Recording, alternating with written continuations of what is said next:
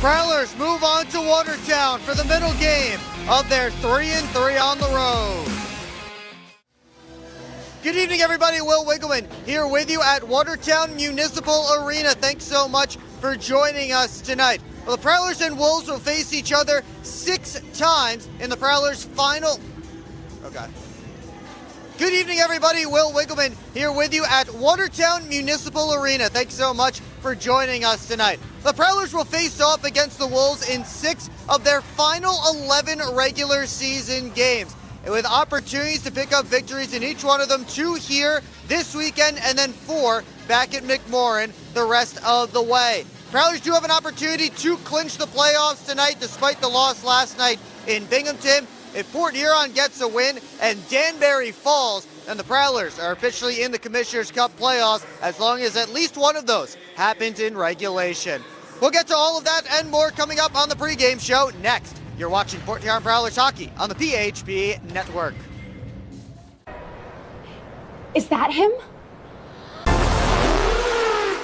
Look over there. It's Bob. Wow, just look at that hair.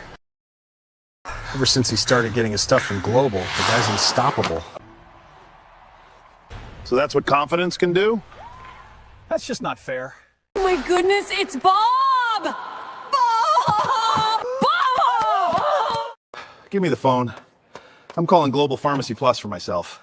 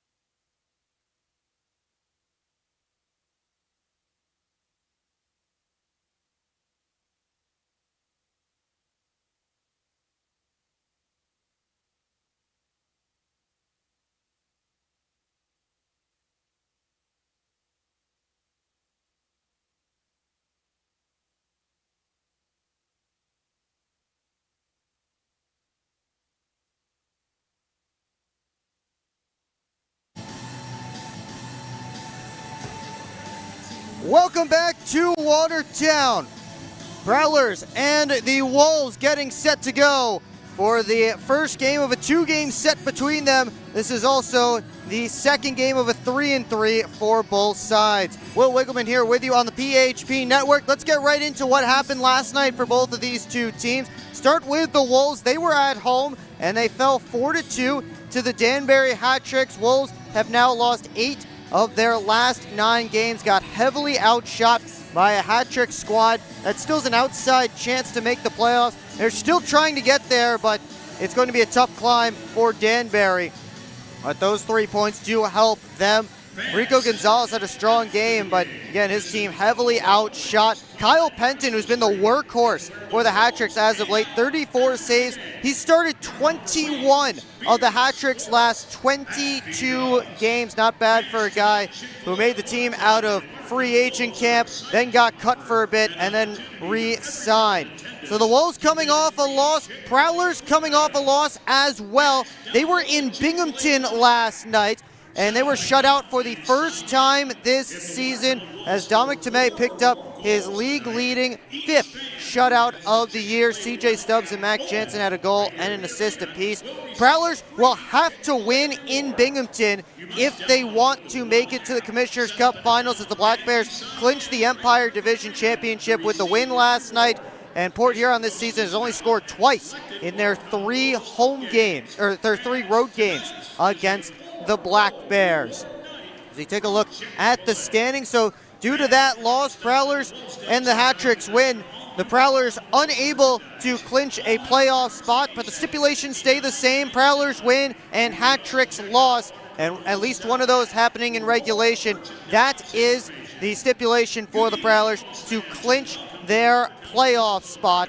See them there sitting at 84 points, just 11 games left to go for Port Huron. Topeka is now 12 points back, which is 4 regulation wins. So the Prowlers do still have that comfortable margin as they try and make sure that they get home ice advantage in the first round. As we take a look at some players to watch for tonight's game, we start on the Watertown side. And Stephen Klink got traded a couple of weeks, or at the trade deadline, to the Topeka Scarecrows. Who's going to step up offensively is this guy, Igor Filipov. Leads the team in goals, assists, points, and power play goals. Filipov has 9 points over a 7-game point streak. On the other side for the Prowlers, they had a guy shining during their last trip here to Watertown. That would be Bobby Price. He had 3 goals in the 2 games between these teams, was a +3 as his line contributed a lot of offense, and he scored the overtime game-winning goal in the last game between these teams. See if Price can get hot again here in Watertown. As we take a look at where he sits in the starting lineup, as well as the rest of the Prowlers. Not too many changes, but the Prowlers do get Brian Parsons back from suspension tonight. So Parsons draws back in on the defense. He will be alongside Ben Brockway. That means Austin Federley can move back to his forward position. He switches spots with Luke James, who drops down to the line with Jamie Bucell and R2 Hakela. Alex Ray is out tonight for the Prowlers. Bailey Huber and Jamison Bork are the 2 netminders dressed tonight for Port Huron. Huber is expected to get the start. As we are moments away from puck drop here in Watertown, they'll be announcing the Wolves lineup in just a few moments. And in case you missed the start of our show, Prowlers and Wolves will be playing each other a lot over these last few games of the regular season. 6 of the final 11 for Port Huron coming against Watertown. Meanwhile, the Wolves have just 10 games left to go, so more than half the games for both of these teams will be matchups against each other. The 2 here this weekend, and then 4 in Port Huron. That will be 2 weekends from now, and then the final weekend of the regular season, when we expect the Prowlers to already have second place locked up, but still some work to do to get there, as they will try and take another step towards playoff clinching and take another step towards getting that home ice advantage in round number 1 tonight.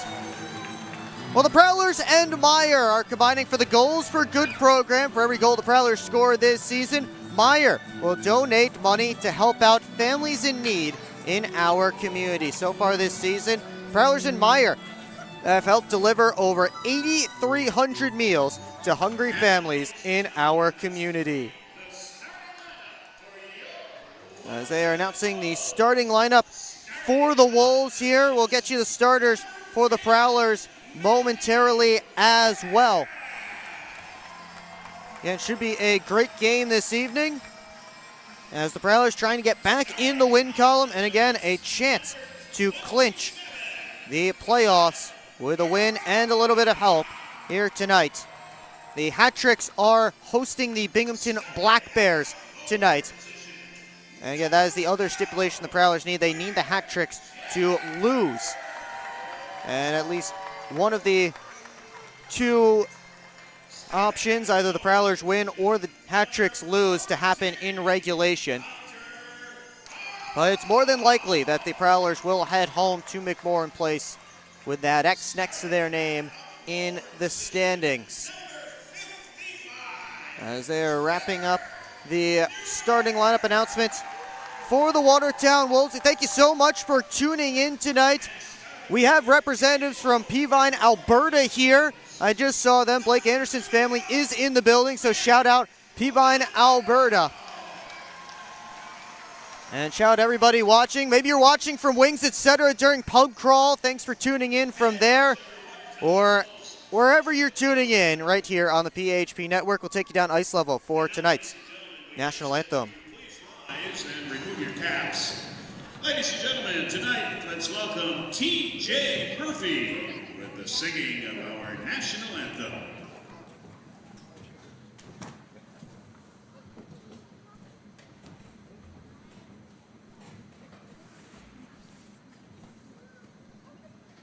Oh, say, can you see by the dawn's early light what so proudly we hear at the twilight's last gleaming, whose broad stripes and bright stars through the perilous fight o'er the ramparts we watched were so gallantly streaming, and the rockets' red glare, the bombs bursting in air, gave proof through the night that our flag was still there. Oh, say does that star-spangled banner yet wave o'er the land of the free and the home of the brave. Good luck, everybody. And that is tonight's national anthem here from Watertown as the Prowlers and the Wolves get set to battle it out for the first time of two this weekend. Let's take a look at tonight's Orthopedic Associates starting lineup for the Port Huron Prowlers. We'll have the Price, DeCumbus, and Anderson line up front. Garrison Gagnon gets his first start as a Prowler. He's on the back end with Brett Lockhart, and Bailey Huber is between the pipes this evening. Huber backstopped the Prowlers to a regulation win on January the 30th. Last time these teams were here in Watertown, Huber and Cooper split that weekend, each of them getting a victory.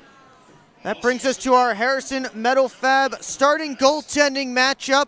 It's going to be Huber against Grant Linville, making his first pro start, the rookie out of Morrisville State. Those numbers that you see there on the screen for Linville, a bit inflated due to it coming from a relief appearance when he played 29 minutes and 11 seconds a week ago, stopping 18 of 22, again in relief against the Binghamton Black Bears. Second time in a week the Prowlers have faced off against a rookie goaltender making their first pro start. The last time was last week against the Indiana Sentinels when the Prowlers beat Matthias Smith 3 times.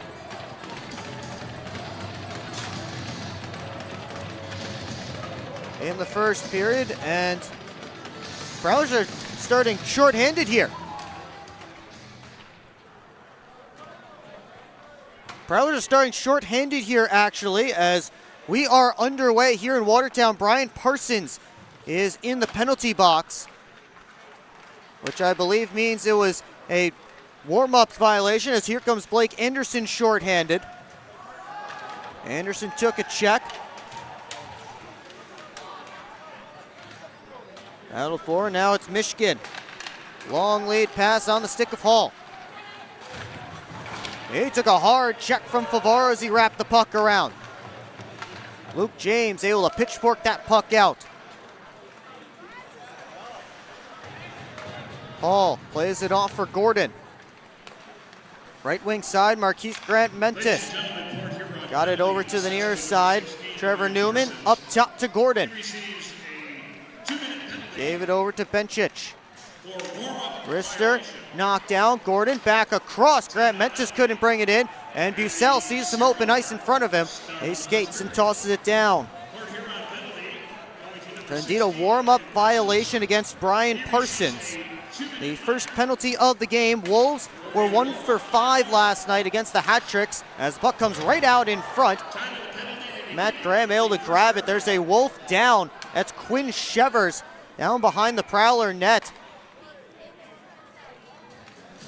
It was a hard collision down there. And Shevers is down on the ice.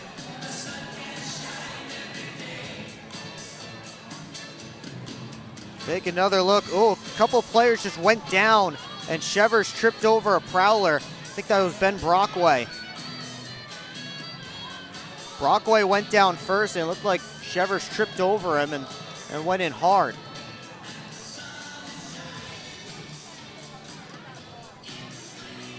Take another look. Watch there at the left of your screen as Huber poked it. Brockway tripped over Huber's stick. May have landed on Shevers' leg. Shevers is heading back to the Watertown bench under his own power, which is good to see.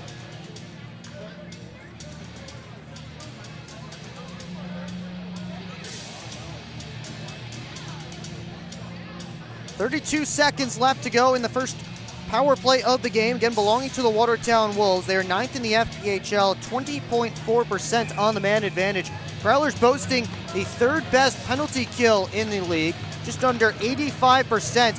And they shut down the league's best power play last night, going 7 for 7 against the Black Bears.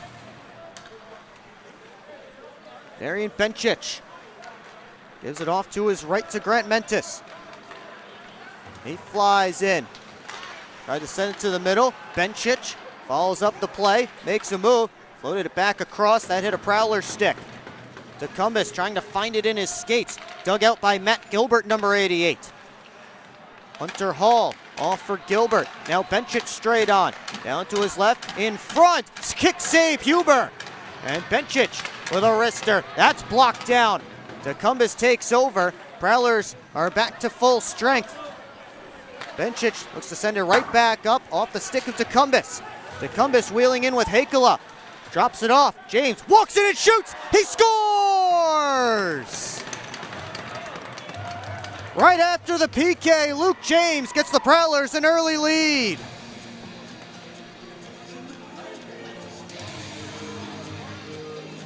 Great stick from Vinny DeCumbis. And then he and Hakala took the defense to the net, allowing James to walk right in down the dot lane. And a rip from Luke James is his 5th of the year.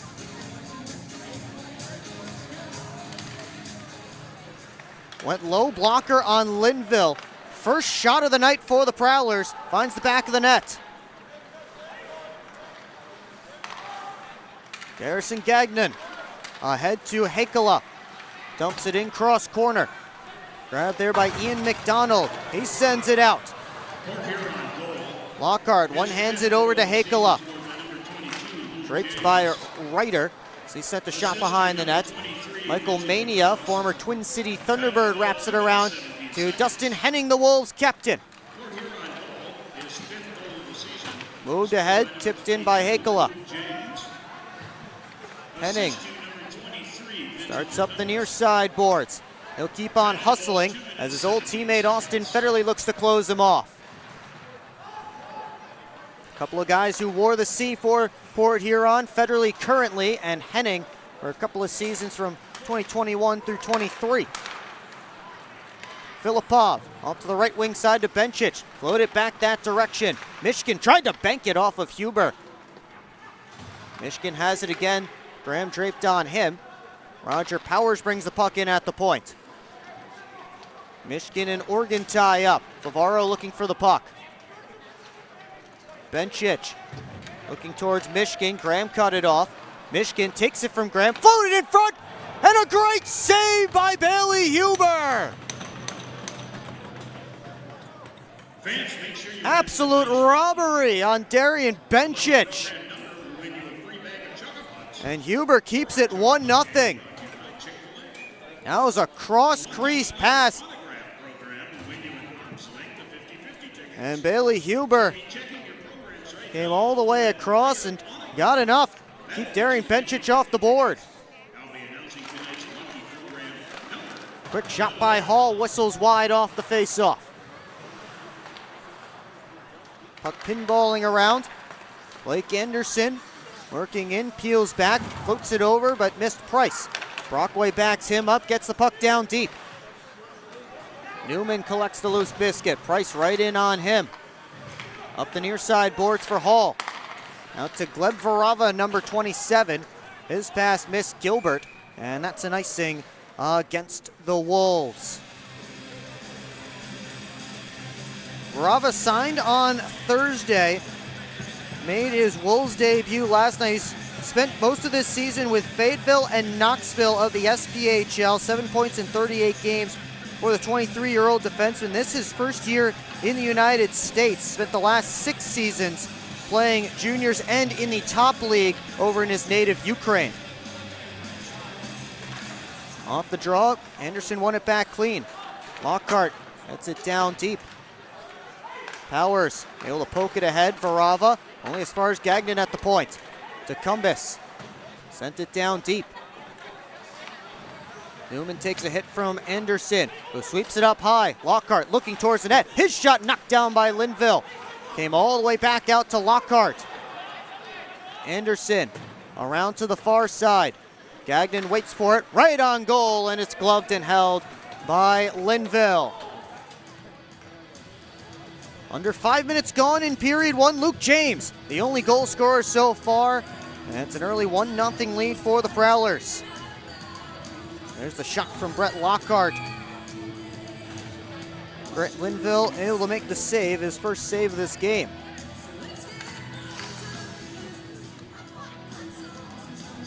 Ryder asked to leave the faceoff, so Bucell will draw against Grant Mentis. Henning curls away from James. Ryder for Grant Mentis, working in with Mania. Grant Mentis sends the puck down deep. Brian Parsons back from suspension, pulls it off the boards and heads up ice. R2 Hakala, 1-on-2, waiting for help. Slams on the brakes. Hakala sweeps it down and around. Bucell gets there along with Henning, who wins the puck. This pass missed Mania, and this will be an icing if it goes all the way. It did not go all the way to the goal line quick enough, so we continue. Lucas Lockney, fresh off the bench. Curl back away from Grant Mentis. Prowlers finish their forward change. Lockney over to Graham. He gets in. Graham floats it back to Lockney. Save Linville. Diving out, couldn't find it. Graham couldn't sweep it in front. That hit McDonald's skate. Oregon pinched in. Now Bencic moving ahead. Saucer pass, gloved down by Filipov. Wraps it all the way around. Oregon waiting for it on the other side. Lockney tips it just out of the zone. Passes back to McDonald. Almost was intercepted by Federley. And now Ian McDonald spins back and the Wolves reset. Varava. Indirect feed all the way ahead towards Michigan. No icing here, as Oregon gives it off to Bucell. James. Right across, kicked up to Bucell. Has Favaro going to net. Gave it there. Favaro couldn't sweep it out in front as Michigan took him into the end boards. James swipes it up the wall. Comes all the way across. Bucell swipes it back deep. Michigan takes over, played it to an area. Only one there's Gagnon. Now Ian McDonald looks to skate it out. Slid it ahead, Gagnon takes back over. Lockhart ahead to Bucell, tips it right back in. Michigan, lead pass looking for Shevers, missed him, and Lockhart wins the race for the icing. Just over 7 minutes gone in this one. And Luke James has the only goal so far. It's 1-0 Prowlers. This isn't working. LJ, pass me those flyers. No look behind the back pass. It's a whole play. I'll take. Come on. Gap up. Close the gap. Close the gap. What are we saying? This isn't working. We need a shift change. Let's bring in the professionals.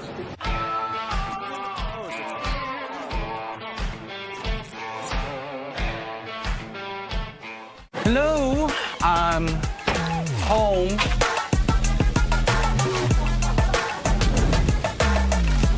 There he is. What is happening? Relax. We won. They brought back the snack wrap. Spicy or ranch? Spicy. Yeah, go. Yeah. Just one little bite. Can you stop? Oh, sorry.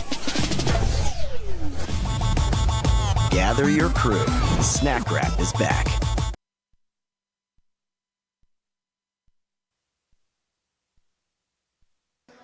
Back here in Watertown, 1-0 Prowlers, just over 7 minutes in.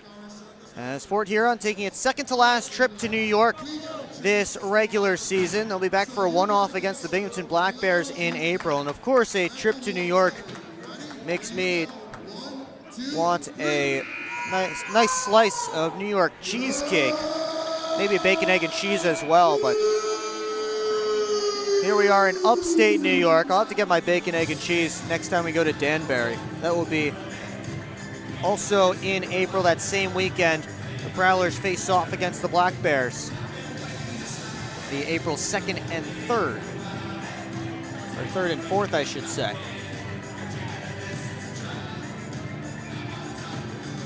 James will take the face-off against Newman to Linville's left. James wins it back. Jamie Bucell back towards James. Curls back down the wall, sent it in front, hit a stick, got to Bucell. Bucell works up, try to hand off for Brockway, that didn't work. Bucell takes it at the point, right on goal, knocked away by Varava. Bucell lets it go through for Brockway, walks the line, wrister scooped up by Linville. And now a disturbance in front involving Luke James and Gleb Varava.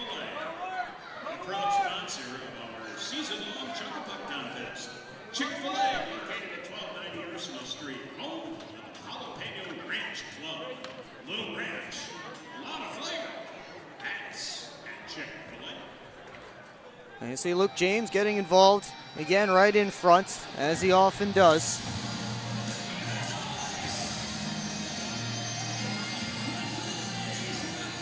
Anderson and Hall on this face-off. Anderson won it back clean. Favaro down to Price, working in the corner, cuts along the goal line. Now to Anderson, in front, Price couldn't get it to go, back in front, and Price couldn't get a shot on. Favaro blasts one wide. Newman gave it away to Anderson, sent it right back in on Linville.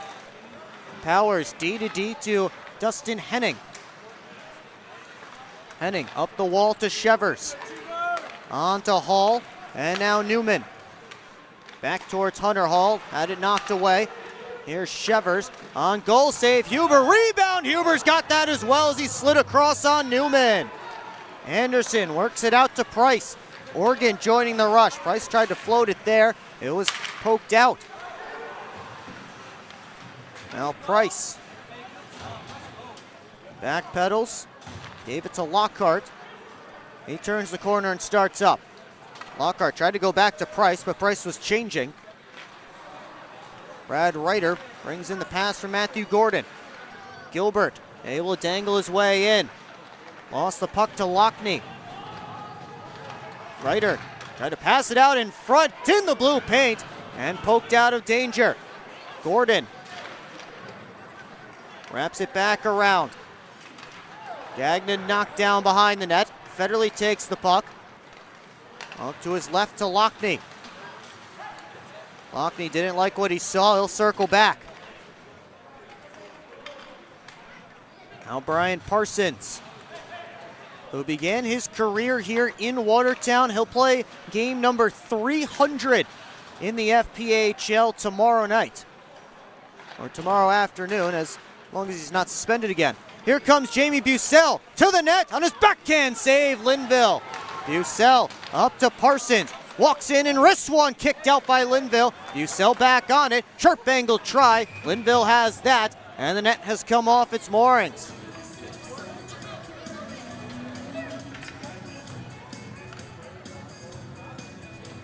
Prowlers get some good opportunities there,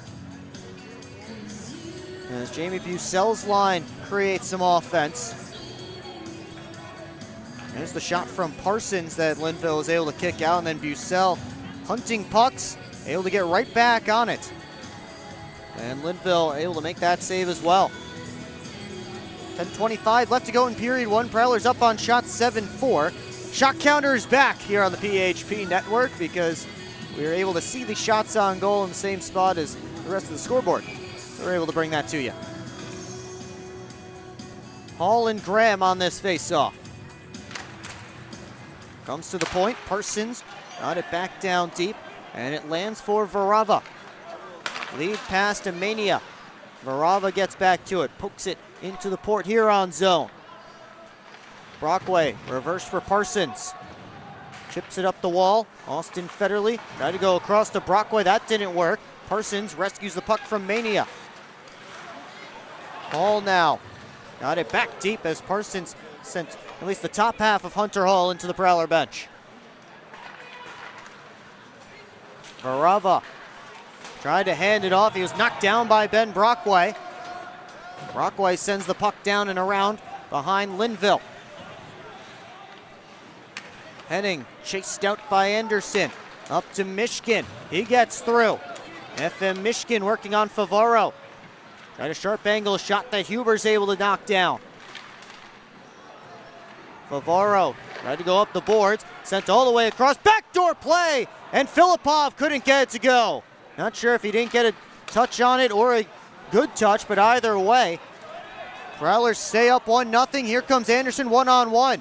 Anderson dangles, peels back, hands off for Oregon. Walking in, down to Price, off of Varava's stick, and the puck goes up out of play. We'll take another timeout. 9:05 left to go in period one here on the PHP network.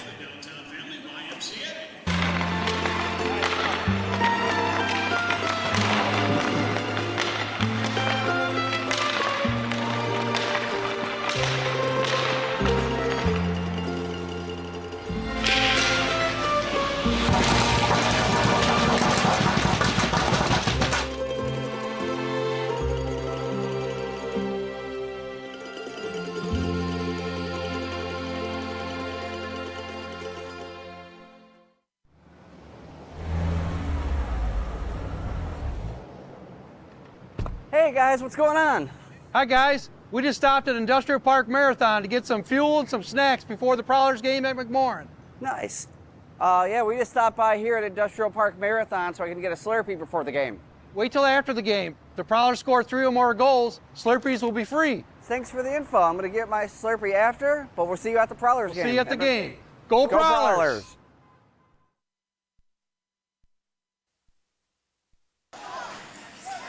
Get an edge in your game with Top Cheese Stick Wax, the official wax of the Port Huron Prowlers. Use code Prowlers15 for 15% off at TopCheeseHockeyWax.com. 1-0 Prowlers, early stages still of this one, about midway through period one. Thanks so much for tuning in on this Saturday night, whether you're part of Pub Crawl and seeing this on at whatever watering hole you're at in downtown Port Huron. Maybe you're at home having guys' night, ladies' night. Whoever's tuning in, thanks again for joining us. There's Dylan Marty working in the offensive zone. Bounced it up high to Lockhart, and I think that took a hop that Brett Lockhart wasn't expecting. Bucell works in with Marty. Popped up in the air. Hall off the boards and out. Lockhart chases it down back in his own end. Lockhart, long lead pass, tipped in by James. Actually not tipped in by James. So it is an icing here against the Port Huron Prowlers.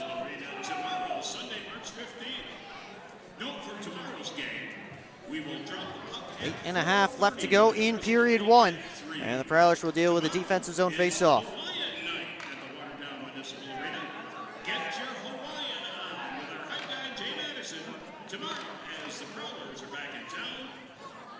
DeCumbis and Ryder on this face-off. Ryder won it back clean, and Grant Mentis scores! A rip right off the face-off from Marquise Grant Mentis has tied it for Watertown.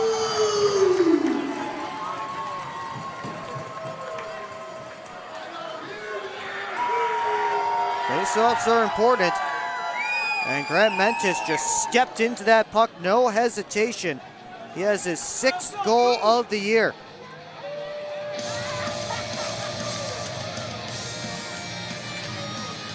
Wolves, the 10th team that Marquise Grant Mentis has suited up for in his 5-year FPHL career. 72 points, now 73 points. This is game number 88 for him as an FPHLer. Lucas Lockney skates into the offensive zone with an outside shot knocked down by Linville with the glove, and then he regathers on the second opportunity and hangs on. Watertown goal! His 6th goal of the season, scored by number 3. Well, face-off will be on Linville's right. Prowlers have James, Marty, and Hikala out for this shift. James will draw against Newman. Marty picks it up off the drop. Marty looking up high, now he'll cycle low.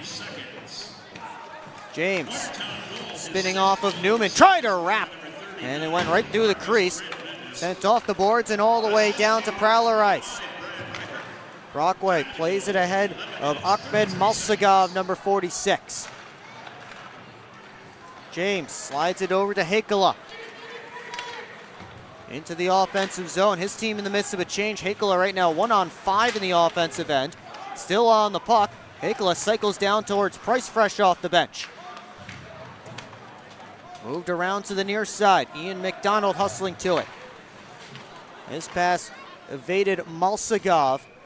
And the Wolves have now iced the puck. With 7:10 left to go in period one. Malsagov, another one of the new signings for Watertown, signed on March the 7th. Hadn't played anywhere this season previously. Made his Wolves debut last night. Did play at Lawrence University for the last 4 years. Played there with Dylan Marty and Vinny DeCumbis. Here is DeCumbis getting towards the net, and Linville knocked the puck off his stick as he tried to cut in front. McDonald trying to move up the boards. Prowlers crowd him. Anderson in front looking for Price. Knocked back by Varava. Oregon across the blue line. Mania was right there on Favaro. Mania takes the puck. 1-on-3, and Oregon pokes it from him. Anderson working away from Mishkin.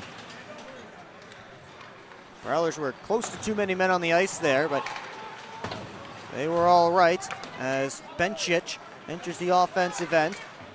Slid it all the way across. Favaro back over to the far side. Lofted out by Oregon. Gordon right back in on Huber. Had Bencic ducking for cover. Delayed offsides here against the Wolves. So Graham able to skate with it. Drops it back. Here's Lockhart. All the way ahead to Federley. He steps over the line. Federley for Gagnon. His shot deflected, and a save by Linville. Shot pass from Garrison Gagnon looking for Lockney heading towards the front of the net. And Linville able to make the save.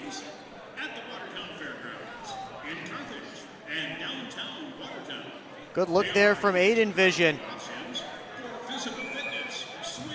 As the 6'5", 220-pound netminder, rookie from Morrisville State, making his first professional start, got the save. Here's Hikala trying to rise it over Linville's shoulder short side. Instead, he only found the protective netting out of play. Get another face-off in the same spot. Looks like they'll have to fix that net once again.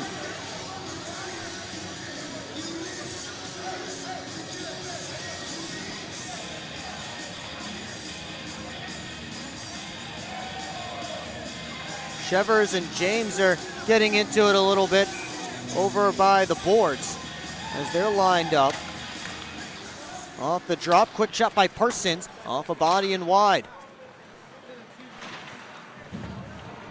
Heikola turnaround try, that hit the glass. James couldn't sweep it out in front. Gordon takes over. They play it right into Bucell. Tried to go back behind the net to James. Gordon stepped in front of that. Newman tosses it ahead, hit Heikola's stick. Newman has it back. They'll just backhand the puck deep this time. And Brian Parsons right up the strong side to James. Bucell quickly to Heikola. 3 Wolves back to greet Heikola. Heikola just gets it deep. Varava. Reverse over to Powers. Anderson in hard on the forecheck. Now Ryder. Had it blocked by DeCumbus. Headman feed on the stick of Graham Mentis. He has to circle back. Varava tried to force it right up the boards into Anderson. Anderson overskated the puck. DeCumbus and Gilbert getting to it. Kept in at the line by Oregon. Floated down deep. Price for Anderson. Centering feed looking for DeCumbus on the backside. Now Favaro's shot. That was blocked. Anderson tried to kick at the puck. Instead, it's Grant Mentis able to skate out. Oregon puts it right back Watertown's direction. Prowlers in the midst of a change, so Favaro resets. Approaching 4 minutes left to go in period 1. Luke James and Marquise Grant Mentis, the goal scorers so far. Favaro looking, got it over to Lockhart. Indirect feed, Marty tips it in right towards Linville. Powers grabs it ahead of him. Graham sidestepped most of a check from Shevers. Pucks in between Shevers' skates. Lockney and Powers are in there as well. They continue to dig away. Finally, puck dislodged by Shevers. He gets it just over Gagnon and out of the zone. Mania working on Lockhart. Shot kicked out by Bailey Huber. Mania took a bump from Marty. Gagnon chased, and he bounces around behind the net towards Lockhart. Back to Gagnon. Wrapped up the near side. James waiting for it. Back over to Gagnon once more.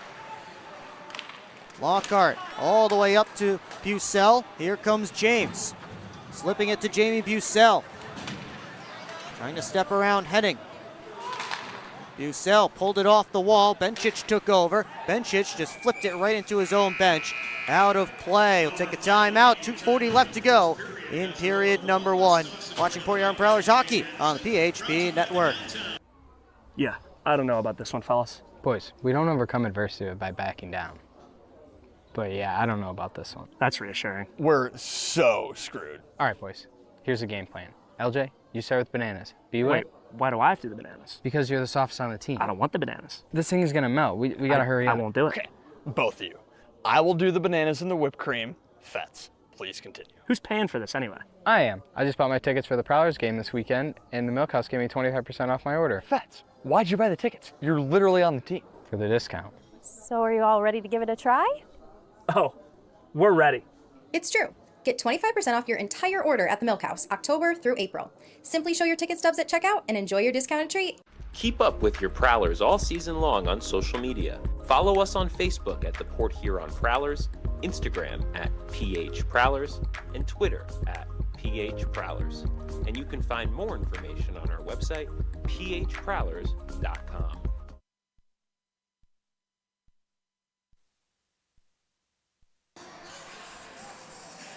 Call Fraser Building at 810-364-2766 or visit FraserBuildingCompany.com for all of your construction needs. From thought to finish, together we build a home. back here in Watertown. Clinching scenarios and elimination scenarios in play in this game.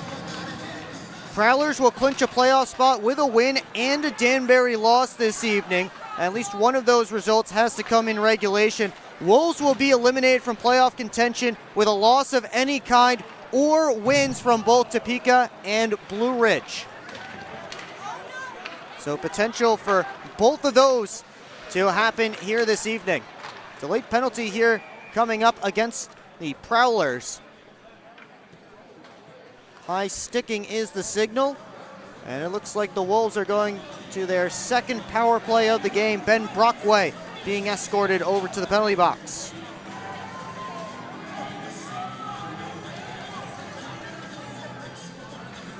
Watertown 0 for 1 on the man advantage so far. That was not the penalty, as Dustin Henning just blew a tire behind the net. As Matt Graham chased him, it was something that happened back on the other end. All right, off the face-off, Farava able to knock down the clearing attempt from Tim Morgan. So the Wolves set up. It's Gordon working down the wall. Back up top to Farava. Philippa whips it on net, hit his own man in front. That was Hall. Now it's Mishkin. Up high to Varava. He walks, gives off to Mishkin. Varava, left wing. It's Gordon, centering feed. Went all the way through to Mishkin. Varava lets it go, missed wide. Filipov trying to dig behind the net. Prowlers trying to clear. Anderson gets to it in the corner, and he just tosses it all the way down.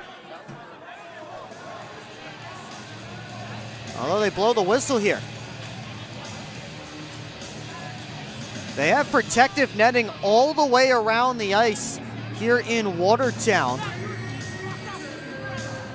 It's a possible delay of game penalty against Blake Anderson.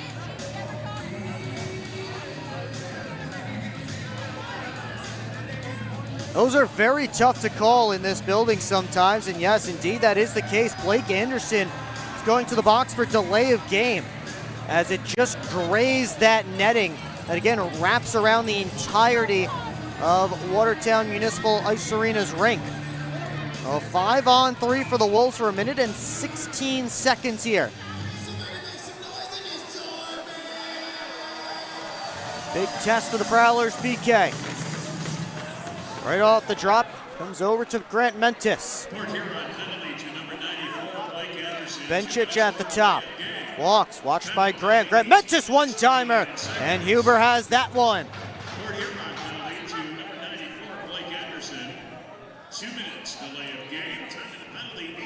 Coming up on the first intermission report right here on the PHP Network. Take a look back at our most recent coaches show with Brett Lockhart. All three of us, me, Coach Paulin, and Lockhart, we're fielding questions from the fans.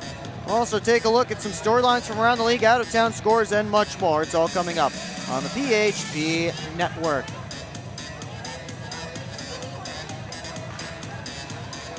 Off this drop, it's tied up on the dot, and Grant Mentis has it from Shevers. Straight away, over to Benchich. He walks, floats it through, may have hit his own man, Shevers. Shevers standing right in front, trying to screen Bailey Huber. Grant Mentis swung and missed at the one-timer.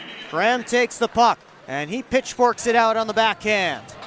Under a minute to go in period one. Benchich played it over to his right to nobody, and the Prowlers will take that and clear it out. Too many men on the ice here for Watertown, and they got him as Gilbert stepped off the bench and gloved the puck down. This will turn into a 4-on-3.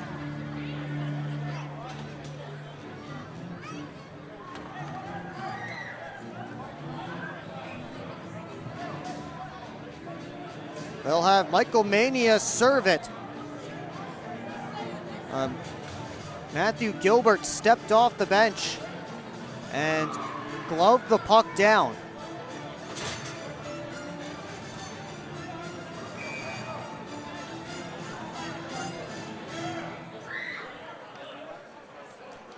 Well, face off to Linville's right. As Price and Michigan get set for the face-off. Gordon just starts ahead with it.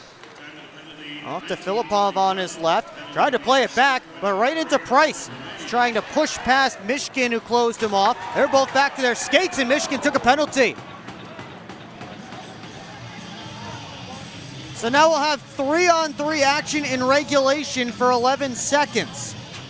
Eventually, a Prowlers 5-on-3 will be coming up. As is the second hit there that drew the call.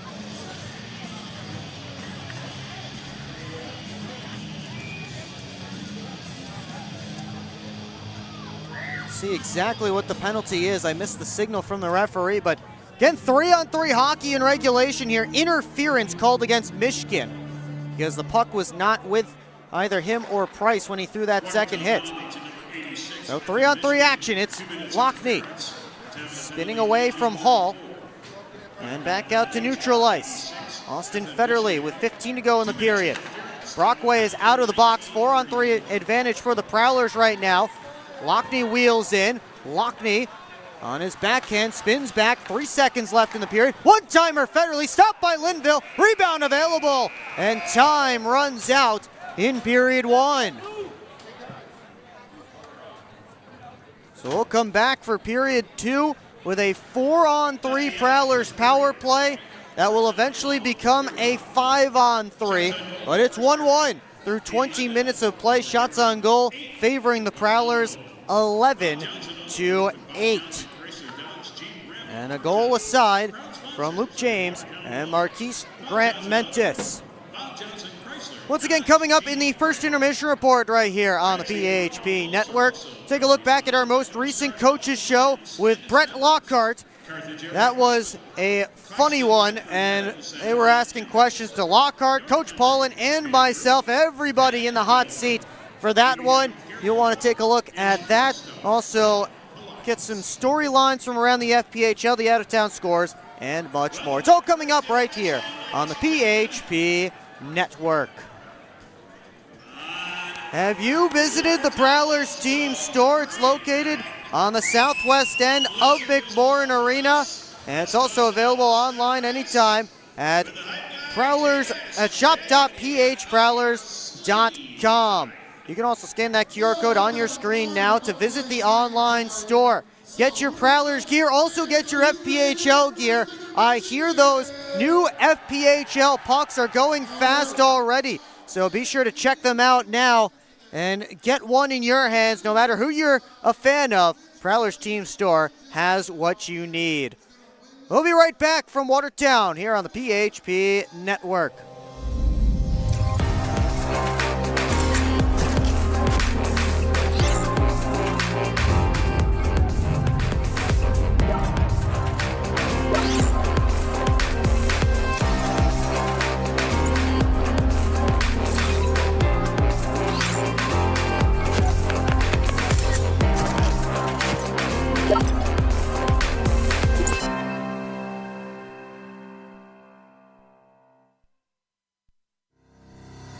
SMR Automotive Systems is part of the Motherson Group and a proud community sponsor of the Port Huron Prowlers. We are one of the largest manufacturers of rearview mirrors for passenger vehicles in the world, with local plants in Port Huron and Marysville. We strive to support our local communities and have positions available for various abilities and experience. Find out more about who we are at smr-automotive.com.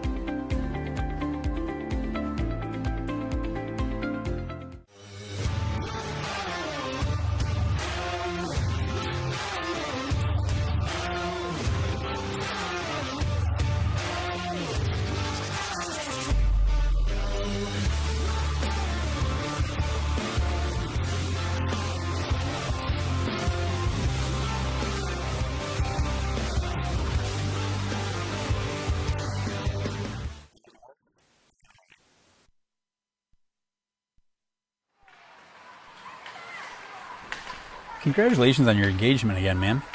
You know, you should get some life insurance. I never really thought about that. How would I do that? We can help you with that at Zach Egan State Farm. Congratulations on getting married, man. Have you gotten a house? We just got one, actually, yeah. Well, if you want, we can help you out with life insurance at Zach Egan State Farm to cover your mortgage. Is Olin a year old now? He is. Wow. Have you guys got life insurance set up on him yet? I haven't even thought about it yet. Oh.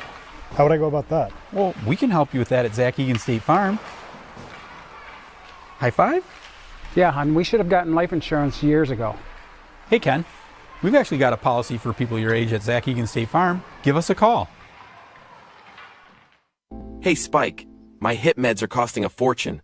My humans are stressed, and they're pretending it's fine. You're not alone, Max. My humans are cutting back on my flea and tick meds. Ugh, tell me about it. My thyroid pills were draining the kibble fund until we found Global Pharmacy Plus. Online stores? Are they actually cheaper? Way cheaper. They save my humans 40% or more compared to those other big online sites. My humans can finally afford on premium treats again! What's more authentic than a Hungry Howie's Detroit-style pizza? Nothing. We're not playing around with the pizza of our birthplace. Thick crust, cheese to the edge, sauce on the top. Where it belongs. We've seen a lot of fakes out there. Not here. This is authentic Detroit-style pizza. Order yours now online for $12.99. We sauce the top and rep for the 313 everywhere. We do bold. Hungry Howie's!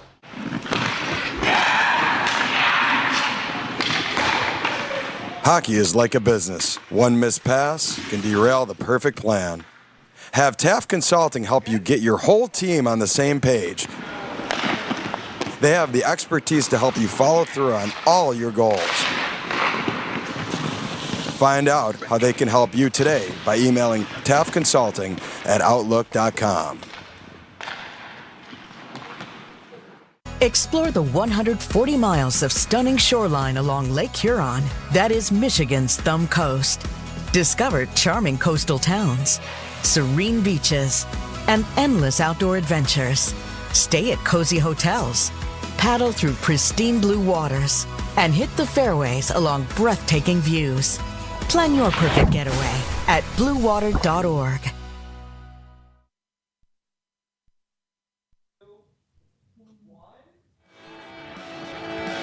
Back here on the PHP Network, after one period of play, it's Watertown 1, Port Huron 1. Before we get back to the action, we're going to take a look at what we do every other Wednesday at Wings Etc., the Coaches Show. This time, the guys were joined by Chop. Brett Lockhart joined the show. Let's take a look back at the latest Coaches Show with Brett Lockhart. Any more questions in here? Any hands raised while I look? Oh, yeah. Come on. There it is. Here we go. There's B-Way's hand up. First off, Chop, I hope you don't forget about me after tonight. Good show so far. I just want to know favorite small area game in practice. Favorite small area game in practice. I know he wants me to say the bomber. That's his go-to, but I honestly just like the old 3-on-3. Simple. Nothing crazy. I'll go. I mean, I can say bomber if that's what you really want. I'll go bomber. Can you explain for those who don't know what the bomber is? It's basically. Do you need the coach? Yeah. The coach can draw that up. You got a whiteboard? No. I want Chop to do it. Okay.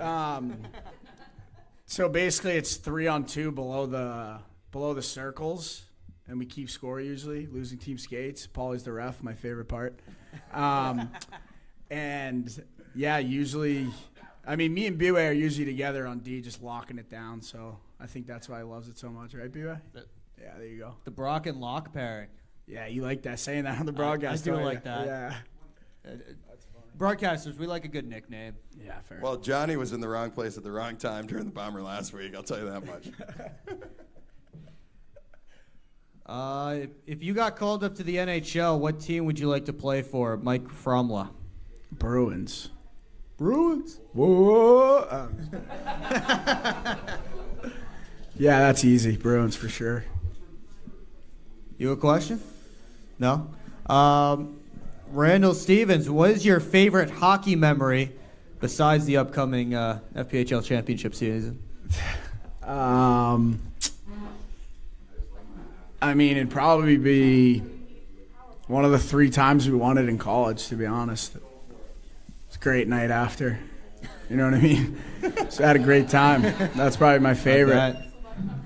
I can't think of like a small specific one, so I'll have to go, championships. What's better than that, right? Nothing better. Let's see. RJ Luke wants to know, Coach, who do you have starting in net on Friday? You're going to have to come and find out. Oh. Yeah. Is that LJ's brother? Good answer, good answer. Yeah, it was. I don't know. Is that Coop's burner account?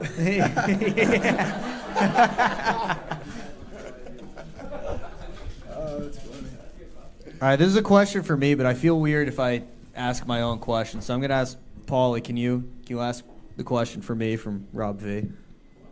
All right, Rob V, this question is for Mr. Will. How do you handle the pressure of live broadcast? What techniques do you use to stay calm under pressure? Wow. You know what? Brain buster.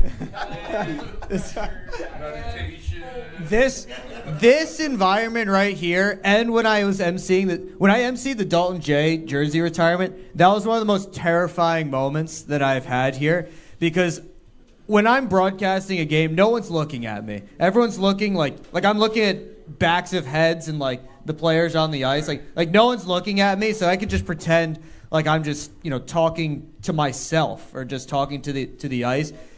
This right here with the 1,000-yard stare from LJ and everyone else looking at us here, this is actually a little more terrifying. Like, my microphone after these coaches shows is just like dry. You know exactly where my hand was the whole time. It's soaking wet. I'm sweating. So. Well, you wouldn't tell. You do a hell of a job, Wiggs. Huh? Let's go. Yeah, Wiggles.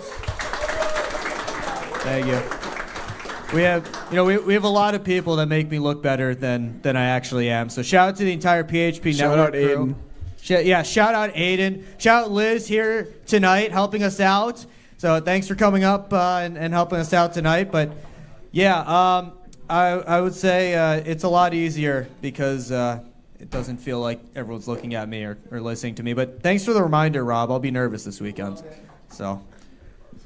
Yeah, Buck just said in the back that Wiggles loves it, and he does. Definitely does. Maybe there's a piece of me that guy lives. You wanted Paulie to ask that question. You know why? Paulie, you gotta ask this question, man. Come on. I don't know. I think Paulie likes being having the microphone in front of him more than I know. He doesn't love a second period intermission, a second period interview on the bench when we're losing. I'm trying to get a lineup, and then Buddy's over there asking me questions. I'm like, Brady, give me a second, man. You know this is happening. We've gone over it. You should be ready for it. You know what? I'm ready for it. And then Aiden goes, "Oh no, we're not doing it." And because you take too long. We got trying to do my job, Wiggs. 90-second media break. Oh, if only you had two other coaches with you, man. Oh, really, Wiggs? Out of left field. Just read the questions, Wiggs, would you? I don't know if I can ask that one. Let's keep it PGA. Randall Stevens wants to know if he should take a shot of proper 12 for every PHP goal or penalty. If you had penalties, you'd be rinsed by the end of the first. Yeah. I mean, this weekend, if you did that, yeah. Yeah, this weekend you might need 2 bottles of proper 12. Might make it to the first media timeout. That's about it. Yeah, but so maybe every goal. Do we have any more questions in here? Anyone? Oh, there it is. Jamo's got his arm up. Former Plymouth State teammate, now Prowler teammate. Yeah, how'd you get the nickname Chop? So when I was little, I was a fat little chubby kid, and my dad called me Pork Chop, and then my mom said, you can't call him that for the rest of his life. And he said, all right, I'll call him Chop, and then it's just kind of stuck. So now when I hear Brett, it's kind of like weird, to be honest. And now we have Brett Moritz, so I hear it even more. And man, that guy's a character. Tell us a little bit more about your other. There's not much to say. Like, you just gotta. If you just watched him, we always say like we could put a GoPro on him, see what he does in a day in a life, because he's just always up to something, but always feel like he's doing nothing. So you never know with him. He's saunas for like 95 minutes a day. He looks like a raisin when he comes out. I'm like, feel free to hop in the shower, buddy. So, I don't know. But good guy, does anything for the team. Hurt his shoulder in a fight. Shout out to Mo.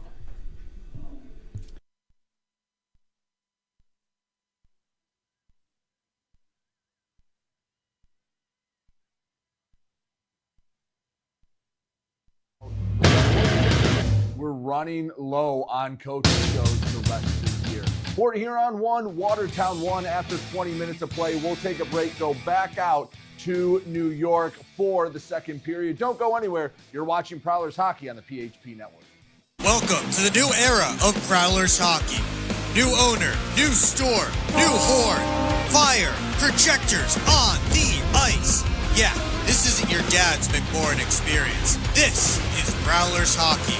Get your tickets for the show now at phprowlers.com/tickets.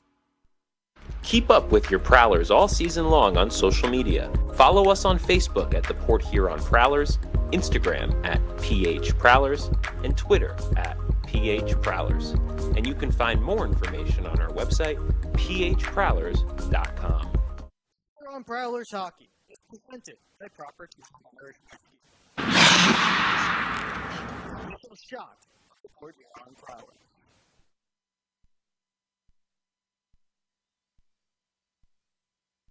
Back here in Watertown, the Prowlers and the Wolves tied up at a goal apiece. Will Wiggleman here with you on this Saturday night, the final Saturday before St. Patrick's Day. So I know what a lot of you are probably doing, and we thank you so much for joining us this evening. But before we get to period number 2, let's take a look around the FPHL. We start with our FPHL storylines presented by Thumb Rust Control, and we have a couple of playoff implication scenarios that were completed last night, I guess we'll say. The Monroe Moccasins clinched the playoffs for the first time in franchise history with their win coupled with the Thunderbirds' loss. They missed the playoffs in their inaugural season last year, currently 31-7-5 with 96 points, and they are challenging Athens for the top spot in the Continental Division. The Rock Lobsters had already clinched.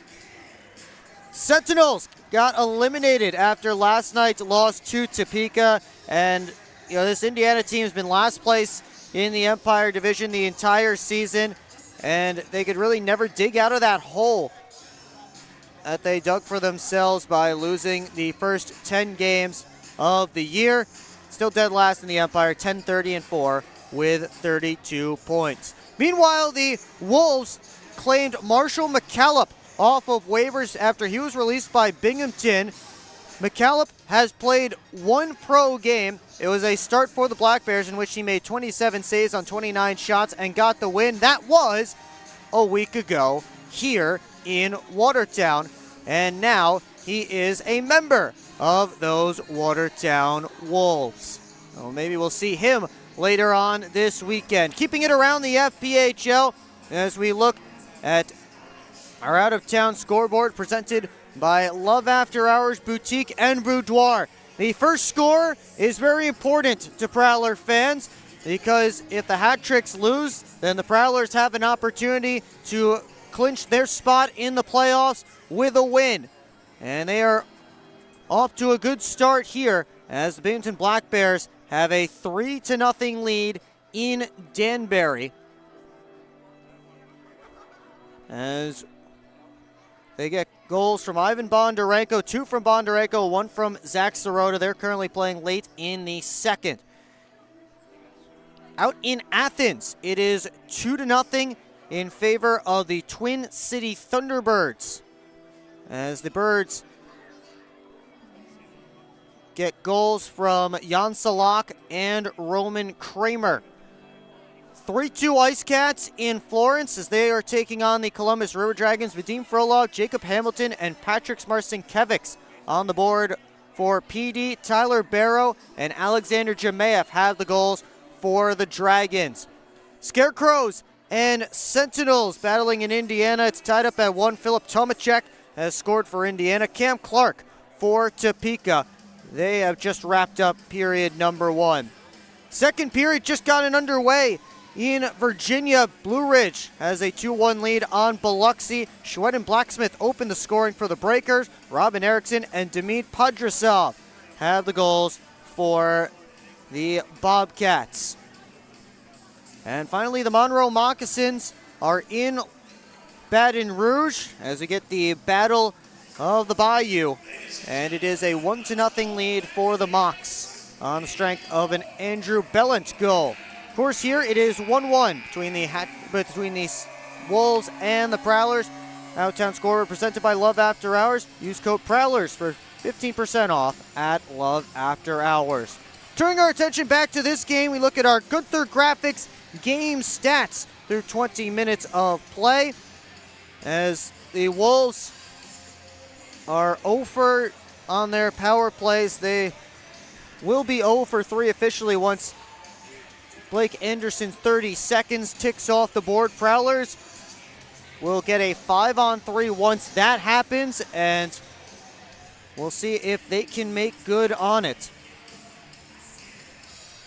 The penalty-filled final few minutes of that opening period led to all of this that you see there on the screen, and none of those penalties were really any rough stuff. We had a delay of game in there, and too many men on the ice. So Prowlers with a 4-on-3 advantage as we begin the Hungry Howie's second period. Again, that will be a 5-on-3 in just a little while as Bobby Price was stymied at the blue line by Varava. Austin Federley drops it back for Marty, wheeling in. Price over to Federley. He walks in, picks his spot, drops it off for Price, whose shot goes wide. Not sure if it was blocked on the way through or not. Anderson is out of the box. The Prowlers have a 5-on-3 for the next 47 seconds. Price back to the top to Federley. That puck was on edge. Federley able to keep it in the zone. Federley walks in, over to Marty. Thought about the one-timer, couldn't let it go. Anderson takes the shot, and he just missed wide. May have been partially blocked on the way. Federley walks in, and he shoots. That catches the glass, and it caroms out all the way down. That's as good as a Watertown clear. 15 seconds left on the 5-on-3 for Port Huron. Price up with speed to the right wing side to Anderson. He cuts around the net. Blake Anderson over to Price. Rips one off the post. Bucell couldn't get it to go on the rebound. And the stretch pass for Mania just missed him. Final seconds ticking off the second Wolves penalty. As Hakela gets it back to Favaro. Sent it right back up the near side. And both teams back to full strength. FM Michigan over to Benchich. Has Michigan going to the net. Benchich swept it all the way through the crease. McDonald pinched in to keep the puck deep. Now Favaro up to Hakela. Tried to toss it out. That didn't work.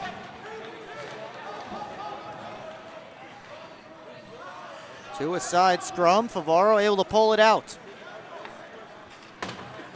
All the way up to Anderson. Has Hakela breaking. Anderson cuts across. Lets it go. Blocked on the way through. Anderson gets to that puck first. Centering feed looking for Federley. Goes all the way back to the line. Oregon's blast was blocked by Benchich. Lucas Lockney all the way back for it. Now Oregon. Lead pass on the stick of Graham. Over to Lockney. Lets it go. And he caught the back glass. Oregon down the wall towards Federley. Came back to him. Oregon this time gets it below the goal line. Centering feed from Graham was blocked. And out comes Gordon with Grant Mentis. Huber plays it with his goal stick. Off to Oregon. Lockney laid it into the offensive zone for Rava. Trying to work it back out. Over to Gilbert. Tossed up the glass. And Grant Mentis settles the puck down. Tries to wheel in. Had it taken off his stick by Bucell. Gilbert off to the right wing side looking for Grant Mentis off a Prowler's stick. Lockney. Over to Bucell. Lockhart all the way across looking for James. Now behind the net. Bucell wraps it up to the near side. Played at the point by Brockway. His shot fought off by Linville. Powers playing it away from James. Bucell back towards Luke James, cut off by Powers. A battle for it. Dustin Henning slid it ahead. That missed his intended target. It goes all the way down for an icing. Just under 4 minutes gone in period number 2. Prowlers and Wolves still tied up at a goal apiece.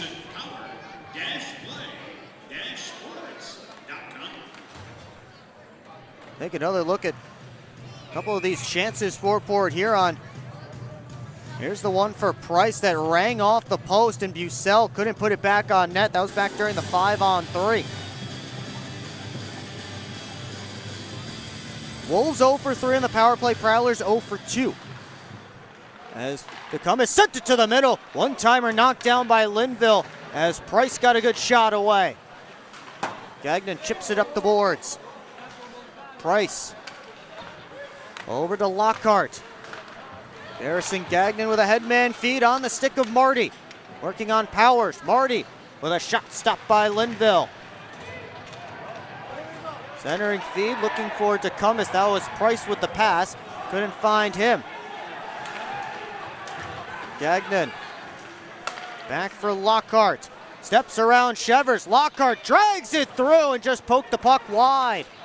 Lockhart still on it. Cutting in front. Slipped it across the crease. Federley turning the corner up top.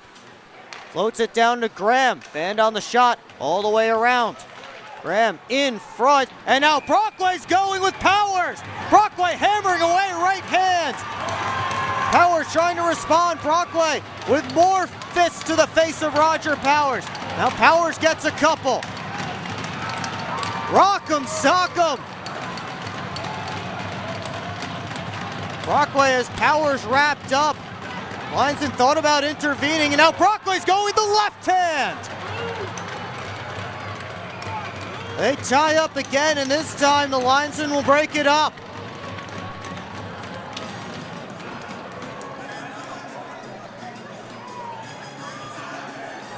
Ben Brockway and Roger Powers still having a conversation. You see Powers' visor on the back of his head. That's not the side of the helmet that's supposed to be on the back of your head if you're Roger Powers.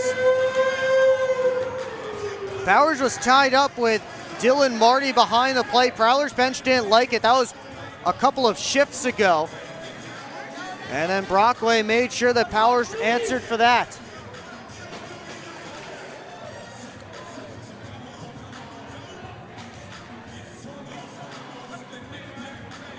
See Prowlers trainer Bridget Smith heading over there to check on Ben Brockway.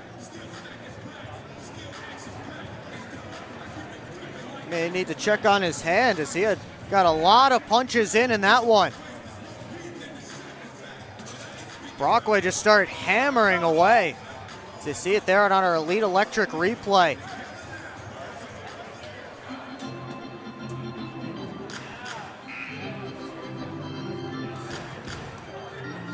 Eventually they tied up, but lots of punches there right at the start.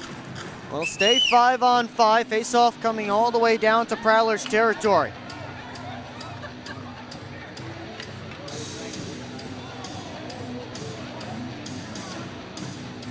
Matt Graham has his line out there.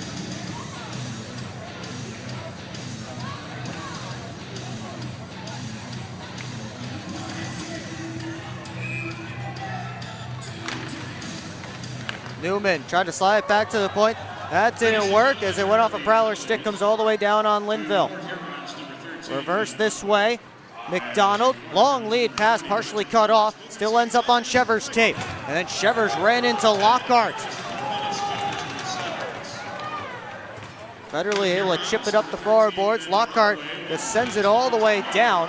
It's 5-on-5, but no icing here as Graham won the race to it. Lockney going towards the net, all the way around, tried the wrap. That didn't work, and they blew the play dead as the net came off its moorings, and Garrison Gagnon was charging hard towards that loose puck. He would have had a great opportunity.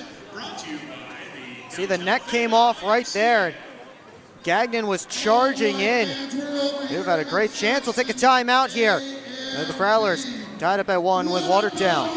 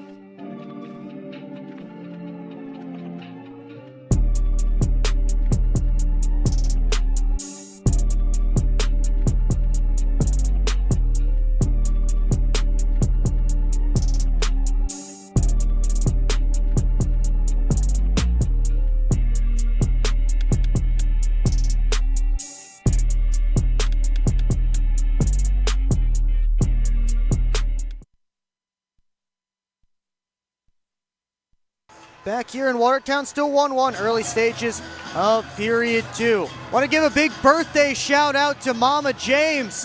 Her son Luke has the first goal of this game, the only Prowler goal so far. Happy birthday to Mama James out there in Moon Township. This face-off will be to Linville's left. Brockway and Powers sitting in the penalty box, 5 each for fighting. Net seems to be back on its pegs as Pavaro's shot was stopped by Linville. He looked around, but he had it, and he'll get the whistle. It's time to announce tonight's lucky program number. The winner of tonight's lucky program number will receive a free bag of Prowlers make a change, tonight's lucky program and they'll get Graham's line right back out there. program number 36. If you have lucky program number 36, report to our Chuck-a-Puck table. Off the draw, Federley got back to the point. Parsons shot, hit a body on the way through. Linville sprawling out. Federley spun down to the ice, and here comes Ryder. Swept it in deep, comes all the way around to Mania. Parsons takes him into the boards. Popped out in front, Ryder's drive, swallowed up by Huber.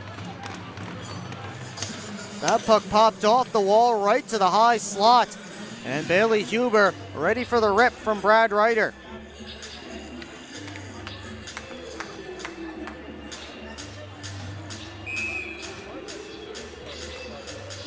Face-off coming to Huber's right, 6 minutes gone in period 2.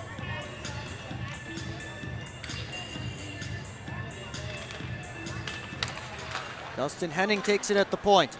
Sent it down and around. Lockhart trying to move up the near side, off the boards, kicked back in by Varava.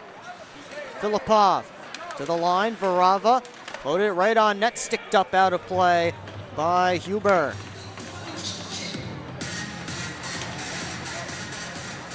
Shots 4-2 Prowlers now in this second period after that one from Varava. Looking for a pregame meal, Zip Sauce Burger is located in the Industrial Park Marathon. Zip Sauce, the official burger of the Port Huron Prowlers. Lockhart and Shevers were having a conversation in the neutral zone. Lockhart is stepping onto the bench for a change. Shevers will also go for a change. And off the face-off, Tim Morgan sent it ahead towards Price, ended up out of the zone. Varava tried to toss it back in. This time he goes back to Dustin Henning, his defense partner.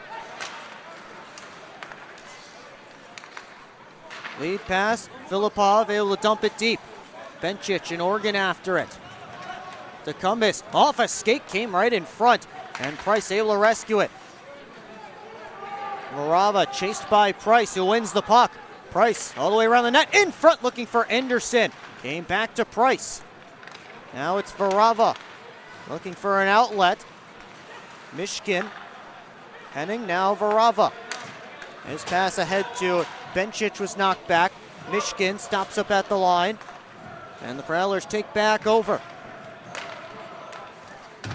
Bavaro tossed it only as far as Benchich, who knocked it down with a high stick. Here comes Benchich, Tried to give it over to Michigan, that was blocked. Play continued because the Prowlers were the next ones to touch it after Bencic knocked it down with a high stick. Puck goes swinging down and around the boards. Henning trying to cut in. Taken to the back wall by Oregon. Favaro took a hard hit from Hall, and Blake Anderson just able to toss it out. Prowlers trying to get a change here as Newman played it off a body. Anderson hustling after it, but Hall wins the race. Anderson at the end of a shift here wasn't able to really turn on the Jets. Lockney able to muscle it from Hall. Here's Austin Federley backpedaling. Got it down behind the net. Varava chases it there. Up to Newman. Tossed high and out. And here's Lockhart. To Gagnon. Let it on for Graham. Tap back to Federley. He wheels in. His shot gloved down and held by Grant Linville. And now a disturbance over in the corner on the far side. Graham threw a punch at a Wolf, who threw a punch at him first. That was Shevers.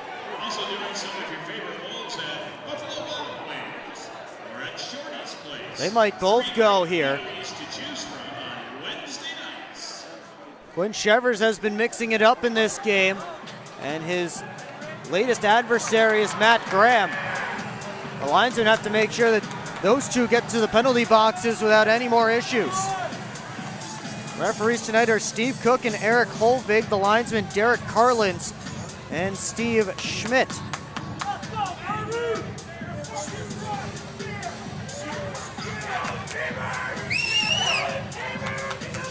Chirping going on between the penalty boxes here.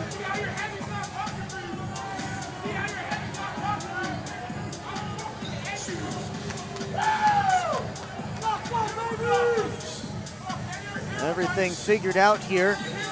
Looks like 2 minutes are up on both sides. We'll get some 4-on-4 action.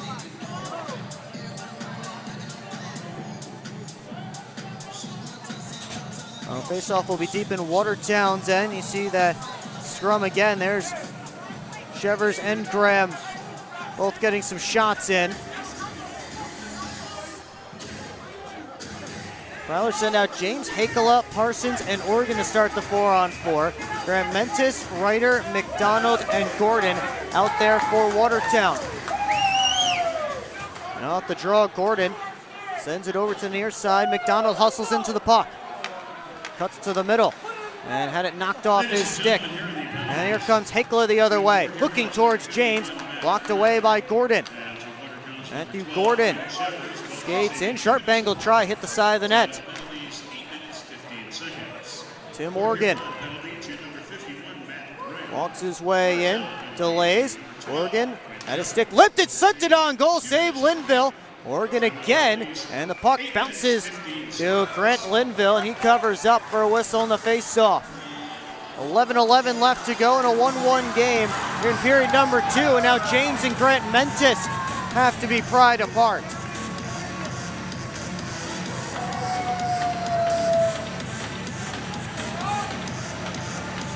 They'll both go back to the benches, although Parsons and Grant Mentis having a word.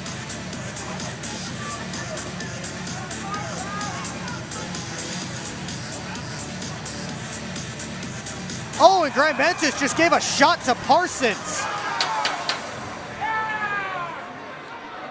Chris Paulin's at the front of his bench barking about that. Marquise Grant Mentis just threw a punch at Brian Parsons. This should be a Prowlers power play. Now Brian Parsons is going to the penalty box.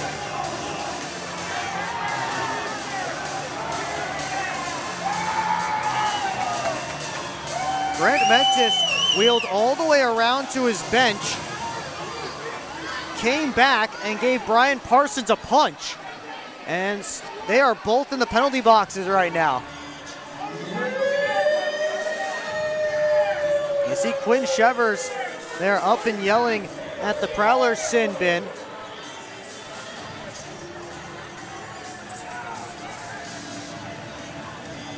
Three in each penalty box, and Here's another look at that one from Grant Mentis. He just walked over and evaded the linesman's eye line and took his shot at Brian Parsons.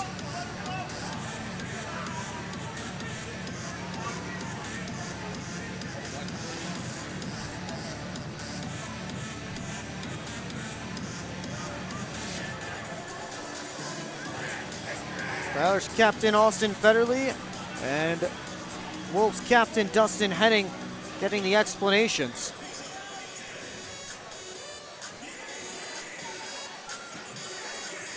We'll see what gets put up on the board here. Looks like Grant Mentis' 2 is up there. Nothing up on the Prowlers side at this point. And it looks like Grant Mentis picked up the extra 2, so this will be a Prowlers power play 4-on-3 man advantage. Ahmed Malsagov heads over to serve the 2. Standing room only in the Watertown sin bin right now. The Prowlers have Bucell, Anderson, Price, and Federle out there. Their 3rd power play of the game and their 2nd 4-on-3 man advantage.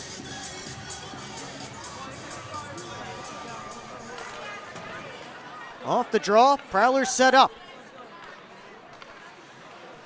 Anderson for Federle, gave it back. Anderson walks in, down low, and unable to pull it to his forehand was Bucell. Price, Federle gives it back. One-timer whistled wide. Federle hustles over to keep the puck in the zone. Price again. Federle. Now Anderson. Walking in, over to Federle, let it go! He scores! Power play goal for Austin Federle has put the Prowlers back in front.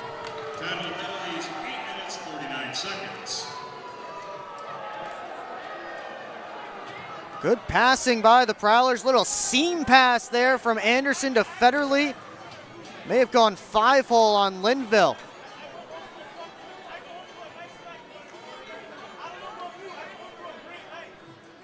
Now I think they have to decide which penalty comes down, but get a good look at it there. Great pass from Anderson, and Federle has his 6th of the year.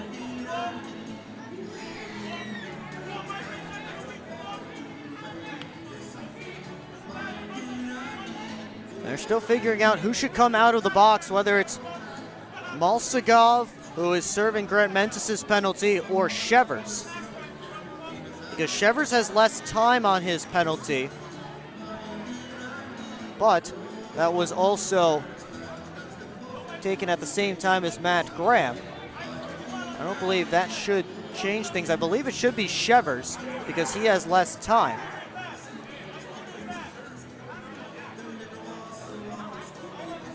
Shevers stood up like he was leaving.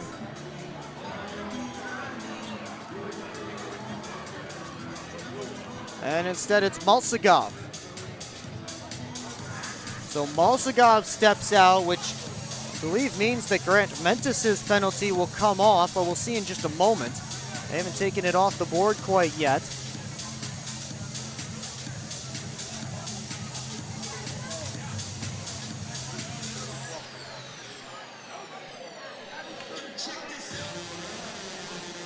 I believe it should be Shevers.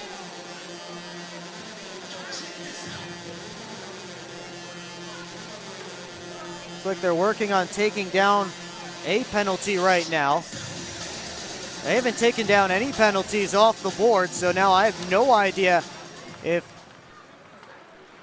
which one is being taken down. Now they do. They take down Grant Mentis' penalty, so we'll stay 4-on-4 for the next 47 seconds.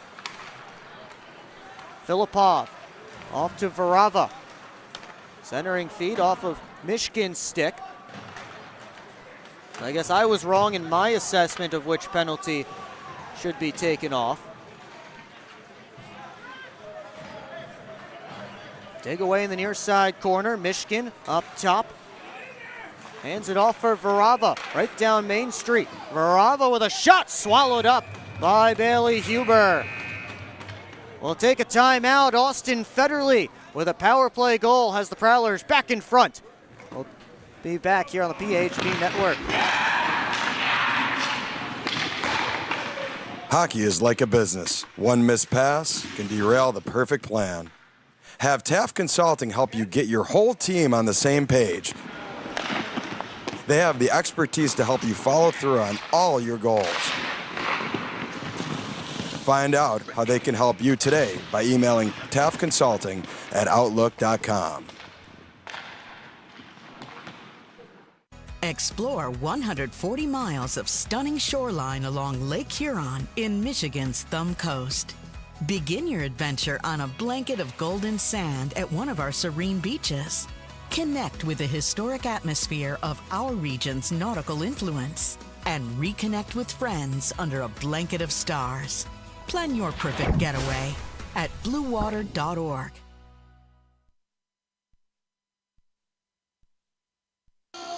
Back here in Watertown, Prowlers with a 2-1 lead on the Wolves, thanks to a power play goal from Austin Federley.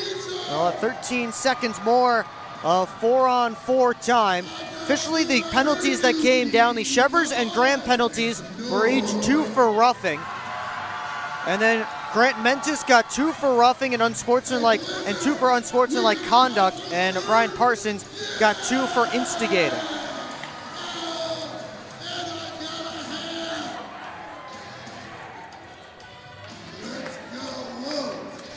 Prowlers now 1 for 3 on their power plays. You see Federley heading back to the Port Huron bench.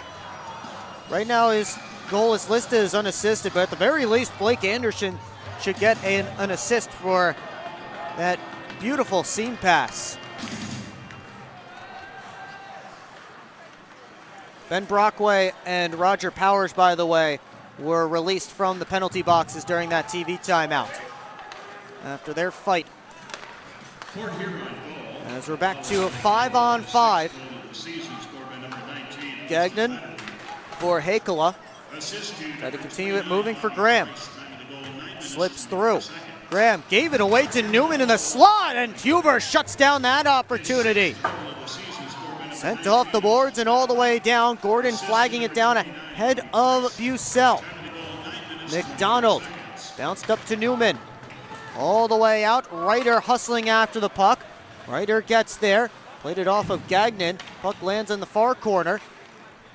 Hakela able to chip it around Gilbert. And Anderson threw a hard check on Gordon. Gordon slow to his skates as Mania's shot sticked away by Huber. Gordon getting help back on his bench. Here comes DeCumbis with a shot off the back glass. Mania stops up before he's ridden into the boards by Price. And now Anderson wheels around his net. On to start up ice, but 2 Wolves came right to him. Morgan up to Price. Left it for Tim Morgan to skate into. He has Marty. Gave it there. Marty couldn't bring in the pass clean. Penalty coming up here against the Prowlers. I think a stick came up high on Michael Mania. Marty is heading to the box, and the Wolves will go to their 4th power play of this game.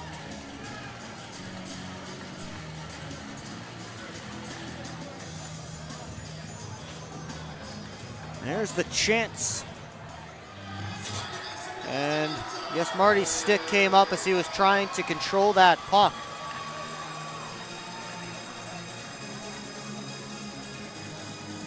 Look at the face-off between Michigan and Graham.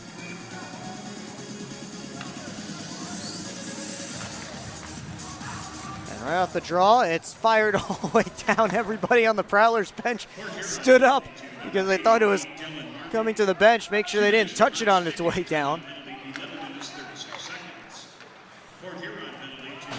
On the right wing side, here comes Michigan. Working on Brockway. Knocked the puck off his stick.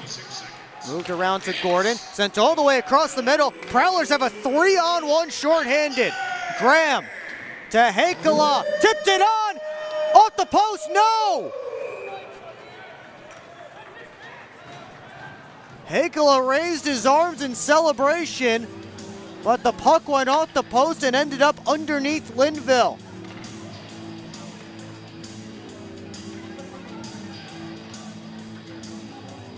Let's take another look on Aiden Vision. Right off the iron.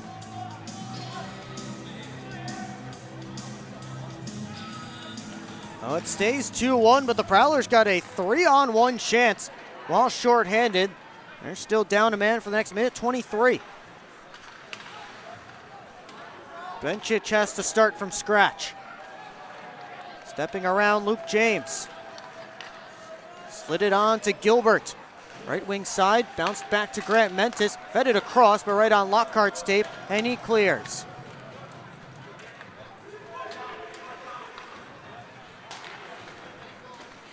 Here is Gilbert. Drops it off for Shevers. He fanned on the pass. And Brian Parsons sends it all the way back down.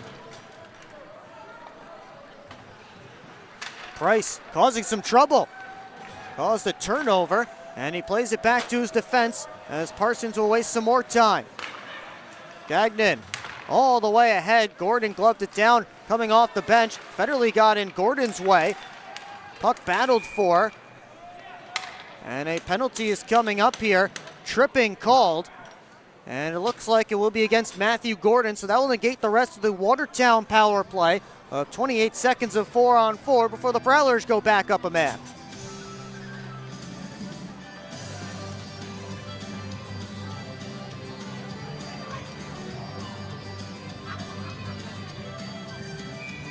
You see right there where Gordon tripped up Federley as he got back to his skates.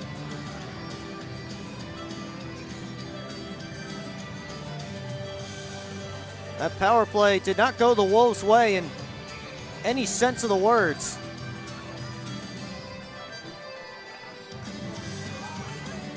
As they get a broken stick off the ice before they can drop the puck here.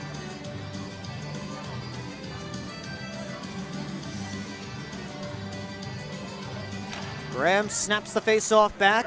Lockhart walks in, takes the shot, he scores! A wicked wrister from the guy from Massachusetts, Brett Lockhart, has given the Prowlers a 3-1 lead. And maybe Matt Graham's goal. After all that, Graham may have gotten a touch on it on the way through.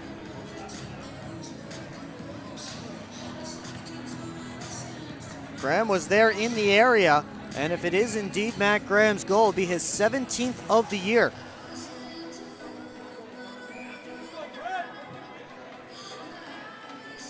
Either way, he'll be getting a point on it, whether a goal or an assist. And for Graham, that will be .499 as a Port Huron Prowler. No Prowler has reached 500 points. Of course, Dalton J reached 500 points while he was wearing a Prowler sweater, but that was for his FPHL career. Graham has already passed that mark. Here he is, with another chance slid along the ice, and wide. Up comes Newman. Newman working in, has Bencic going to the net, couldn't get it there. It's now a Prowlers power play for the next minute and a half. Their fourth man advantage of the game, they're 1 for 3. Prowlers power play came in tonight, 15.5%, 11th in the league. Blake Anderson floats it across to Bucell. Back over to Price. Price turning towards the net, gets through, Price! Stopped by Linville. Farava on his backhand, able to get it past Favaro as the puck hopped over Favaro's tape. 55 seconds left on the penalty to Gordon. He's the only one sitting in the penalty boxes right now. Price drops it off for Favaro. Back up to Artu Hakala. He slams on the brakes. Back to Favaro. Now Price. Favaro once more. Over to Anderson. Off his stick, and then he fumbled it out of the zone. Anderson will try again. Price. Lost the handle there. Bucell had it knocked off his stick and down to Prowler territory. 21 seconds left on the Port Huron man advantage.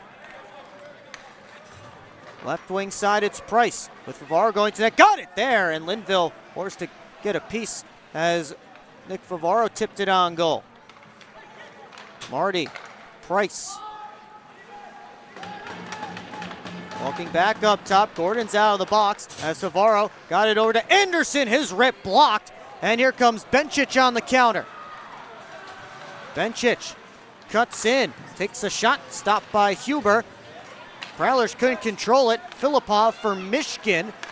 He had trouble with it. James is behind everybody, but the Wolves get in the passing lane, so Marty forced to dump it deep. Henning plays away from Dylan Marty. Bencic just bangs it off the boards and out. James drops it back for Parsons. Lockhart over to Brian Parsons. Long lead pass off of Federley's stick. Bencic turns it the other direction. In with Filipov and Michigan. Down off the back wall. And now James for DeCumbus. Vinny DeCumbus tried to slide ahead towards Federley. No icing here. Dustin Henning. Long floater punched down by Graham, and Lockney scoops it up. Lockney into the offensive zone on his backhand all the way around. Graham did touch that puck with his stick, which is why Lockney could be the next Prowler to touch it. Wolves here have iced the puck, and we will get a whistle and a timeout. Prowlers with a 3-1 lead here in Watertown, late stages of period 2. SMR Automotive Systems is part of the Motherson Group and a proud community sponsor of the Port Huron Prowlers. We are one of the largest manufacturers of rearview mirrors for passenger vehicles in the world, with local plants in Port Huron and Marysville. We strive to support our local communities and have positions available for various abilities and experience. Find out more about who we are at smr-automotive.com.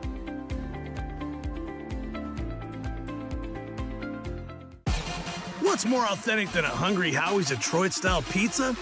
Nothing. We're not playing around with the pizza of our birthplace. Thick crust, cheese to the edge, sauce on the top. Where it belongs. We've seen a lot of fakes out there. Not here. This is authentic Detroit-style pizza.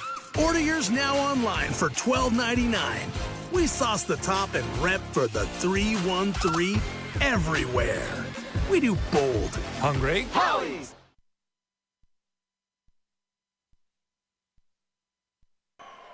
Take the stress out of vacation planning and get access to exclusive deals with Magical Vacation Planner by Ralph Lake. Email him at r.lake@magicalvacationplanner.com. Ralph Lake is in the building here somewhere. We'll try and get him on camera tomorrow night. But another one of our great partners coming out and supporting the Prowlers on the road. We've said it all season long. There have been Prowler colors and Prowler fans in every building we've visited this season, which has certainly not been the case throughout the entire, now this is year 11 tenure of the Port Huron Prowlers in the FPHL. But the fan base has continued to grow, not just in Port Huron, but again around the country, around the league's footprint. No icing here. Organ gives it over to Gagnon. Tried to go back to Tim Organ. Matt Gilbert scoops up the puck. Grant Mentis couldn't settle it down quickly enough to get a shot through. Organ up to Anderson. Tried to tap it out. Now he tosses it ahead. Loved down by the leaping Varava. Price right up the glass. Henning takes control. Wires one all the way around. Oregon the first one there. Slid it out, and Varava takes back over. His indirect feed, stepped up by Oregon. Here comes Anderson, wheeling in. Oregon, back to Anderson, he scores! What a give and go between Blake Anderson and Tim Oregon. It's 4-1 Prowlers.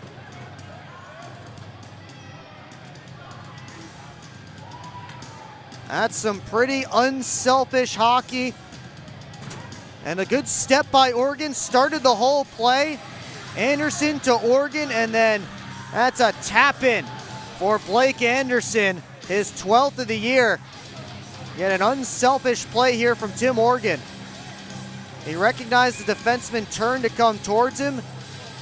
An empty cage for Anderson. Third goal of the period for the Port Huron Prowlers.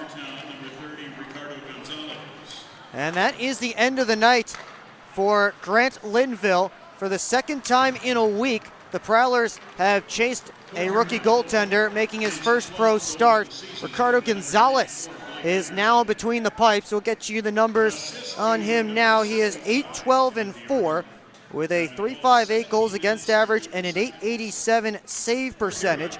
This is Gonzalez's third FPHL team this season. He also played for Danbury and PD, acquired in exchange for Konstantin Chernyuk back on February the 24th from the Hat Tricks. Gonzalez made 56 saves in the loss to his former club last night. And now asked to get in between the pipes as Marty tries to fight his way ahead. McDonald down on the puck. Able to send it back towards Prowler territory. Lead pass, Bucell drops it back to Brockway. Parsons steps up, spinning away from Newman. Bats it around in Brockway's direction. On to James. Marty played it back out in neutral ice, but the Prowlers were off sides. So they blow it dead at the line. Coming up on the second intermission report right here on the PHP Network, we'll have highlights and analysis from this one.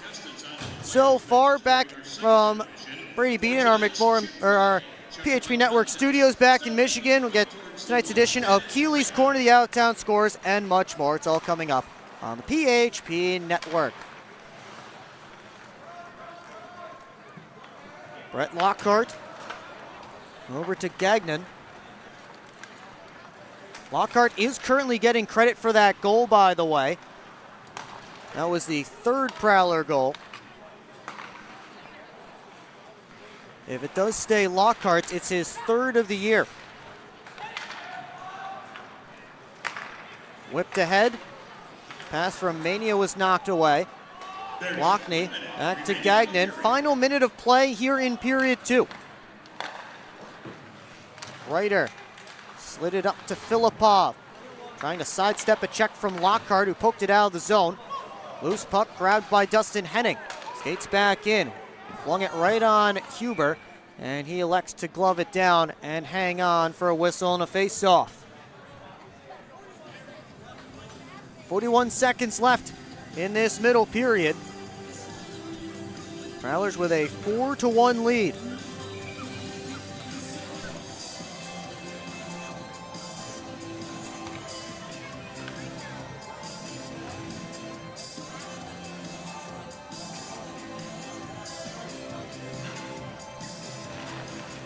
Faceoff comes back to Varaba. Oregon steps in front of Benchich, and now DeCumbus is on his way with Anderson. Anderson takes the pass, and a big glove save from Rico Gonzalez on the first shot that he sees. Snatched that one from Blake Anderson, who was in a scoring area, and he flashed the leather.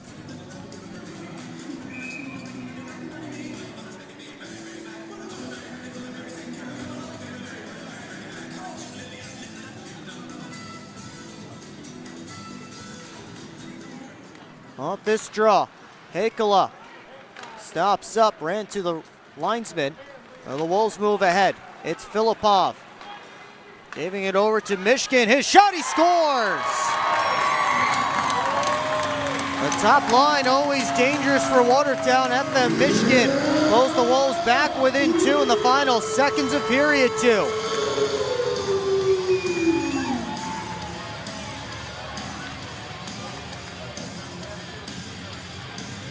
Well worked rush, they get to Mishkin, and he's able to walk in and fire home his 21st of the season. The Wolves get right back in it here. Still 15 seconds to go in the period as Filipov is right back in. Sent it right through the crease. Tossed out by Anderson. Lands behind Varava. Price trying to get to it. Tied up with Varava. And the horn sounds to end the Hungry Howie's second period. But Varava is getting attention from Decumbus right now.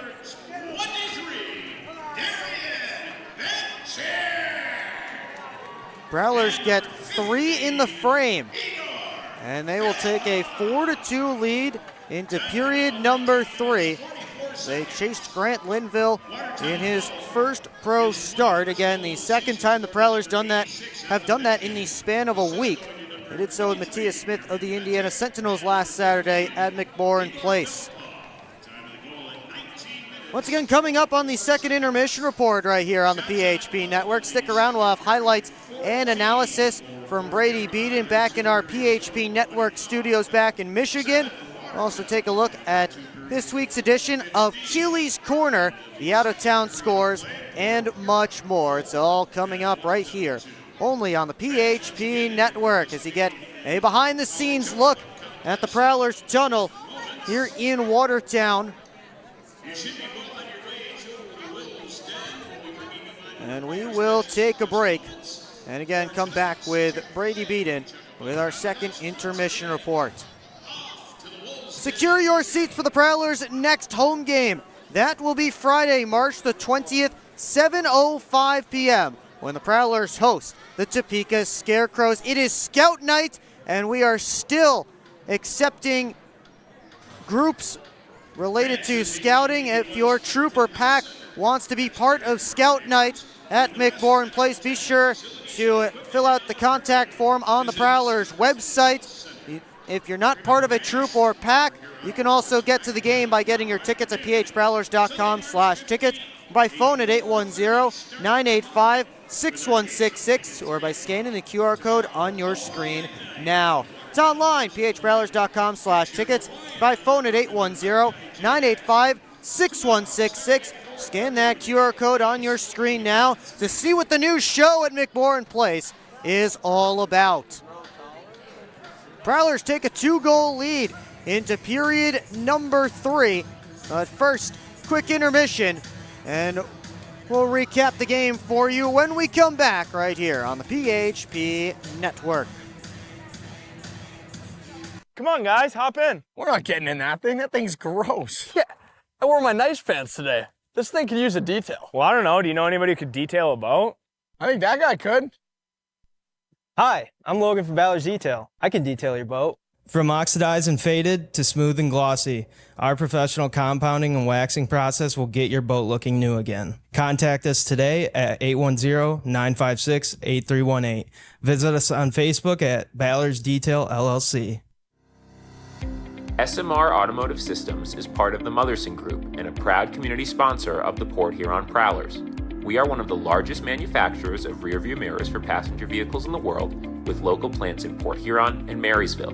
We strive to support our local communities and have positions available for various abilities and experience. Find out more about who we are at smr-automotive.com. Hello, I'm home.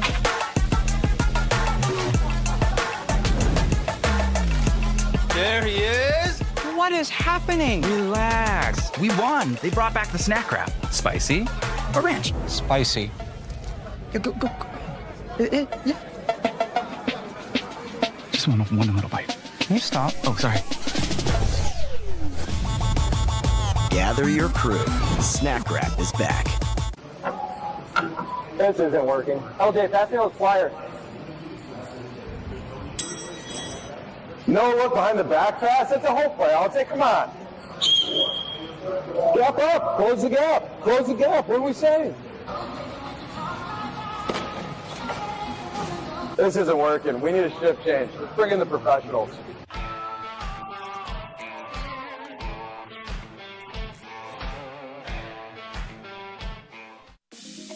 Head over to the Birchwood Mall for your shopping and entertainment needs. Hop on the carousel, shoot some hoops, or visit some of their great stores such as Gerlach's Woodworks, where they specialize in handcrafted wooden decorations. Add to your fan cave a Prowlers theme creation. Upgrade your bathroom at Luxury Bath Mobility Remodelers. They can fully customize your bath or shower to fit your needs, and they also do flooring. For the sports fan in your life, pick up a unique gift from Pro Edge Sports. Jam-packed with all kinds of memorabilia. There's something for everyone.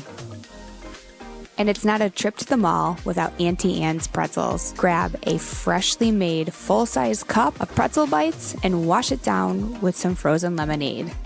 At the Birchwood Mall, you can find this and more. Visit them on 24th Ave in Fort Gratiot.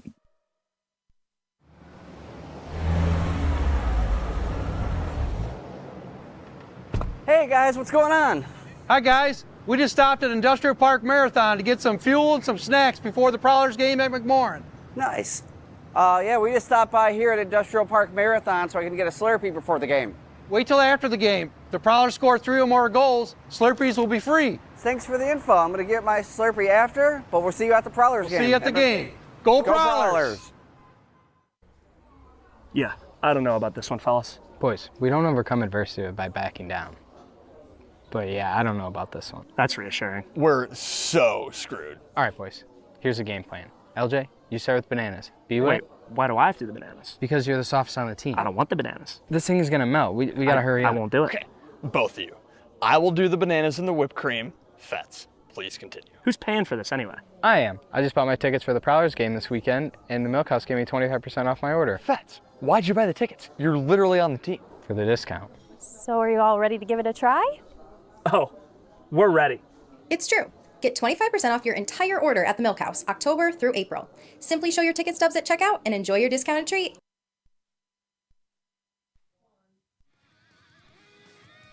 Back here on the PHP Network, 2 periods down, 1 to go. Your Prowlers holding on to a 4-2 lead, looking to get back on the winning track after the loss last night. Big second period got us to where we're at right now. Let's take a look at how we got to this point. Go all the way back to the first period where it didn't take long for the action to get started. The Prowlers get the first goal of the game on their first shot of the game. That's a welcome to the pros moment when your first shot against is it finds the back of the net as the Prowlers and Luke James get on the board. Vinny DeCumbis with the drop pass to set it up 1-0 Port Huron just 2 minutes into the game. Bailey Huber between the pipes for your Prowlers, and he steals one away early, going post to post, reaching out with that glove side. And Huber, a couple saves in quick succession, keeps it 1-0.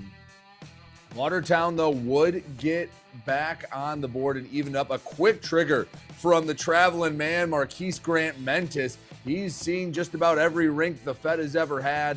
And as the game went on, one of the better tilts you'll see, Ben Brockway, he just keeps going. It looked like Rock'em Sock'em robots out there waiting for one of their heads to extend straight up. Brockway just kept going and kept going. He gets in the headlock, I think catches his breath for a moment, and then goes, oh yeah, I have a left hand, and starts using that, and he keeps wailing. And Ben Brockway with one of the best fights we'll see all year. He was fired up afterwards as Austin Federley would break the tie from the left side. The captain sneaks it, looked like went right through the 5-hole, and he puts the Prowlers on top 2-1 in this one. As Federley, again, there you see from Aiden Vision, Prowlers with the lead, and they would score the next couple. The man you saw on the Coaches Show, Brett Lockhart, walks it up and picks the corner, nearly flips the water bottle off the back of the net. 3-1 Port Huron. A very business-like reaction from Lockhart on the goal as the Prowlers extended their lead. And it looked like the Prowlers were really going to take control of this game, especially after the next goal when Blake Anderson made it 4-1. Here you see on a short odd man rush, a little give and go action, and Blake Anderson, he would have been seen ghosts if he missed that wide open net. That was a great awareness with him and Oregon to set it up. 4-1, looked like the Prowlers were getting ready to run away with it, but Watertown would keep fighting back. Bailey Huber with a couple saves, but Michigan, right before the horn, was able to beat Huber for the second time tonight, and it ends up being 4-2, Port Huron on top after 40 minutes of play. Now time for Keeley's Corner, presented by Full Metal Metals. The Port Huron Prowlers trying to get back on the winning track, and this is going to be the first of many games against Watertown coming down the stretch. And if you look at the Empire Division standings, Watertown might not have too much to play for coming down the stretch. And conversely, if things go well for Port Huron, in a sense, the Prowlers, maybe the last couple of games, hopefully won't have a lot to play for, because they're not going to be able to catch Binghamton. They clinched the Empire Division last night with their win, and the Prowlers are growing the gap between them and Topeka/Blue Ridge, whoever that may be that takes the 3 seed. It doesn't seem like that long ago the Prowlers were heading out to Topeka for a big series against the Scarecrows. Now, and I have no doubt that Chris Paul and Matt Graham, Alex Johnson, they're not going to let this team, and the DNA of this team isn't going to slide, but they're going to have to find a way to prepare themselves for playoff hockey, even though, again, hopefully they clinch the playoff spot tonight, which, again, was never in question, but officially can clinch that playoff spot, and then sooner rather than later clinch the 2 seed and guarantee home ice at least for round 1. But coming down the stretch, again, Watertown's going to come to McMorran. I believe the last 4 home games of the year are against the Watertown Wolves. And there was a time where Watertown hadn't come to McMorran in what I think was like 2 or almost 3 years. The Prowlers and the Wolves were separated for whatever reason, even though they're not that far off from each other. But they're going to have to find a way to keep the games and make those games the playoff intensity, even though they might not mean anything for Watertown, and for Port Huron, it might just be to stay hot going into the postseason. Hope the Prowlers stay hot in the third period. They lead it 4-2, 20 minutes left to go in game 2 of a 3-game set out in New York. We'll step aside, come back. Will Wiggleman live from Watertown for period number 3 on your home for Prowlers Hockey, the PHP Network. Welcome to the new era of Prowlers Hockey. New owner, new store, new horn, fire, projectors on the ice. Yeah, this isn't your dad's McMorran experience. This is Prowlers Hockey. Get your tickets for the show now at phprowlers.com/tickets. Keep up with your Prowlers all season long on social media. Follow us on Facebook at the Port Huron Prowlers, Instagram at PHProwlers, and Twitter at PHProwlers. And you can find more information on our website, phprowlers.com. Here on Prowlers Hockey is presented by Proper Brothers. Initial shot of Port Huron Prowlers.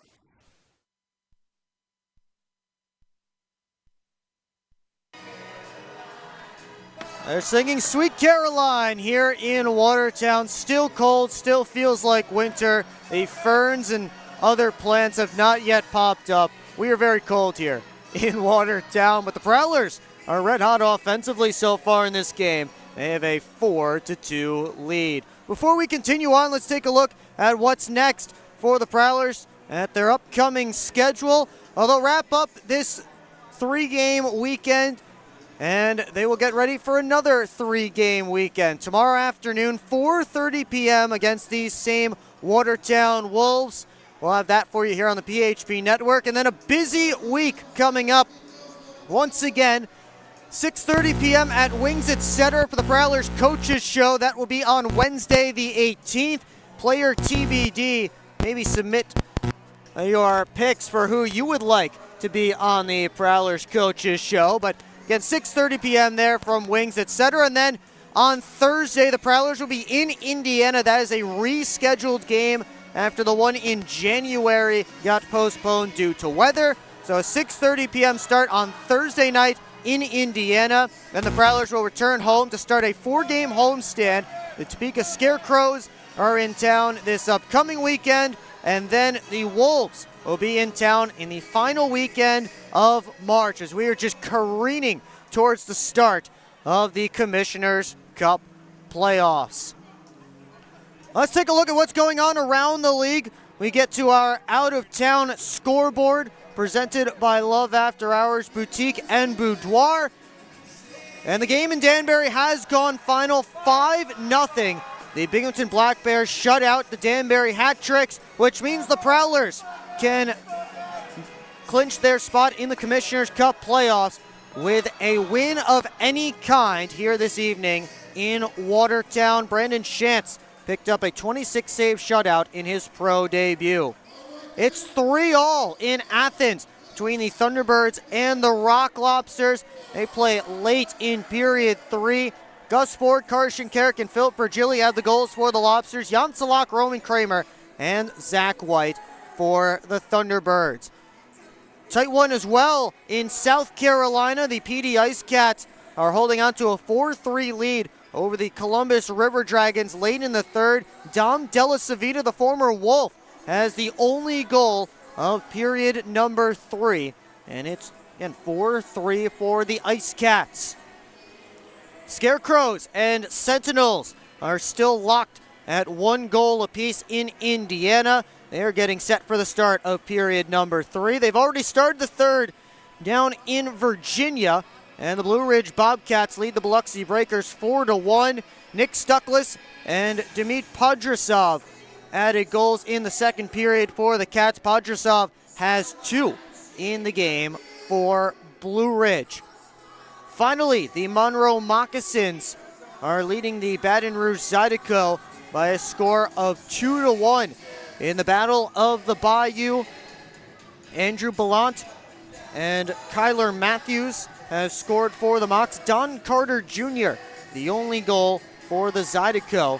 Of course, here in Watertown, it's Prowlers 4 and Wolves 2. So still have a few minutes left to go before period number 3. As the out-of-town scoreboard presented by Love After Hours Boutique and Boudoir. Use code Prowlers for 15% off at Love After Hours. Take a look back at our game here so far with our Gunther Graphics game stats. 4-2 Port Huron. Each team has had 4 power plays, and Port Huron with the only power play goal. And the Prowlers out shooting Watertown right now 25-15. And each team 15 penalty minutes up on the board. As the Prowlers are heading out of their locker room, Wolves are as well, hopefully shortly to hit the ice. Again, just about a minute and a half until we get to start period number 3. In case you stepped away from the game a little bit and are just rejoining us, Rico Gonzalez is between the pipes now for the Watertown Wolves, as Grant Linville in his pro debut got pulled after giving up 4 goals on 20 shots. Gonzalez 1 for 1 so far in his short time in between the pipes this evening. Bailey Huber leads the Prowlers out for period number 3. 13 saves on 15 shots so far in this period for Huber. Gonzalez leading his squad out on the other side. Again, he is 1 for 1 after Linville stopped 20 of 24 before getting pulled.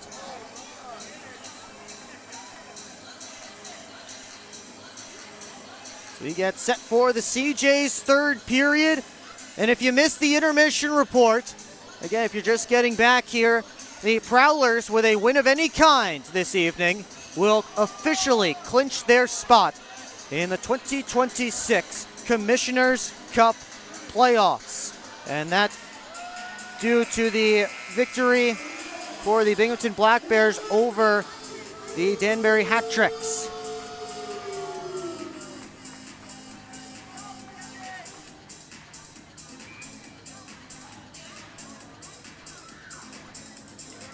We had a face-off at center ice between FM Michigan, and Luke James. Start the CJ's third period here on the PHP Network. And unlike the first two periods, it starts at 5-on-5. There's Benchich down to Michigan. Early chance shut down by Huber. Now to Gordon. Float it back across. Tied up on the boards. And now Gagnon takes over. Lost it behind the net. Benchich. Couldn't push it back to the point. Lockhart bangs it off the wall. James helps it over to Hakela. And Hakela turned it over. Back in comes Michigan to Benchich. And a good play by Nick Favaro coming off the bench to take it away. Favaro leading the rush. Wheeling in. Had it knocked off his stick. Favaro center. Graham the shot. Just whistled wide. Oregon back down the boards. Graham in front. Federley let it go. Missed wide to that same post along the ice. Tossed out. Oregon flags it down right in front of his bench. Led on for Graham. Tapped back to Lockney. Lucas Lockney drops the shoulder. All the way around the cage. Up high, Oregon. Stumbled as he got the puck back deep. Federley. Down to Graham. All the way to the points, but missed Parsons and Oregon. I believe Tim Oregon was heading off for a change. And the Wolves will get a chance to change as Port Huron has to start from scratch. Shevers able to send the puck down and around. Bobby Price around to Parsons. Anderson all the way up looking for Price. That didn't work. Dustin Henning. Indirect feed in Shevers' direction. That puck bouncing and skittering right on Huber, so no icing. And with no pressure, I'll leave it off for Parsons. Blake Anderson tried to pop it off the boards to DeCumbus. Here comes Anderson, working in with a shot swallowed up by Gonzalez.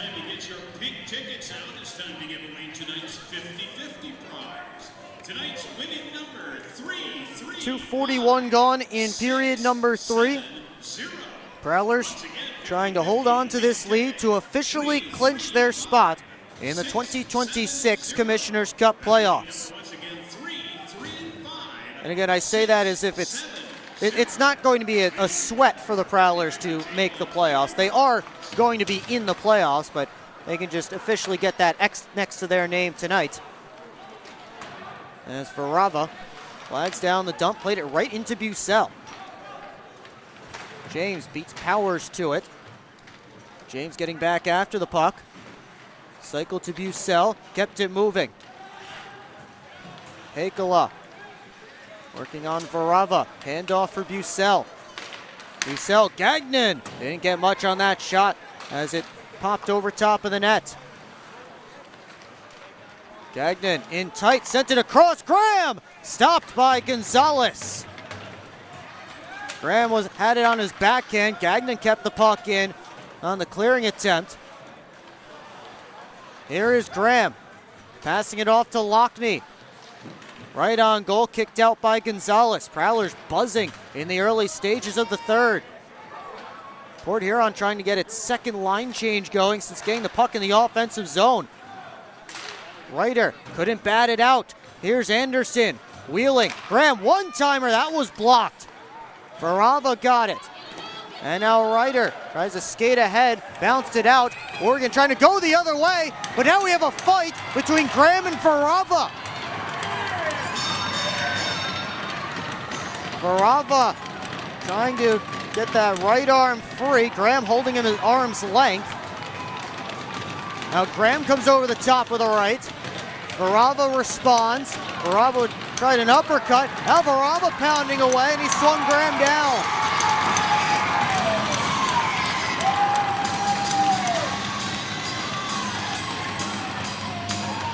I didn't see what started that one. They'll both head to the box for 5. And now we see it. There it is, the stick fighting behind the play. Good catch from our team there. Back in the production booth back in Michigan. Not too many punches in the early part of this fight. Graham trying to hold the bigger Varava at bay.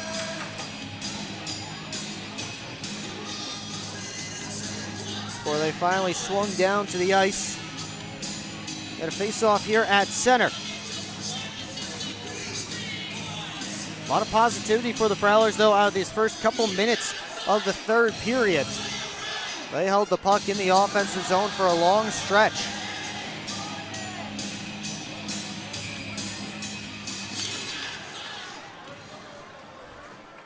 McDonald spinning away from Anderson. Gordon all the way across. Price chasing after Askarov. They slide it ahead. Here comes Price with Anderson. Price stops up. Van on the pass. Price now goes for a shot. It's stopped by Gonzalez. Back to Price. And he just sent it wide on the backhand.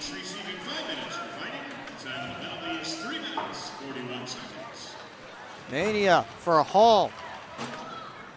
He backhands it in. Malsagov and Organ after it. Forced back up the near side. Mania tried to center. Vinny DeCumbus got it off to Price. At the red line, Bobby Price wires it off the back glass. Favaro in deep. His team in the midst of a change. Hall took a hard check from Dylan Marty. From his knees, Benčić got the puck out. Sent right back in. Henning around behind his net. Hit the side of his cage, and Gonzalez had to be aware. Marty comes flying in for another check, this time on Powers. Benčić walks in and shoots. That was partially blocked on the way through. Filipov back to the line to Powers. He winds and blasts one off the glass. Brockway taken in by Mishkin. Benčić in front. Filipov robbed by Bailey Huber with the right pad. Filipov was all alone in front, and Bailey Huber stuck out the right leg. Danger not over as Huber snatches a shot from Igor Filipov. Wolves trying to threaten to get back in this game. They still trail by 2. Early stages of the third in Watertown. Hi, what can I get for you? I'd like some McMorrin fries, please. All right, that's going to be $4. Okay. She shoots, she scores with the new Prowlers debit card. Don't you have somewhere to be? The game's on. Get your Prowlers debit card only at Flagship Community Federal Credit Union, located on Lapeer Road in Port Huron. Flagship Federal Credit Union is federally insured by the NCUA.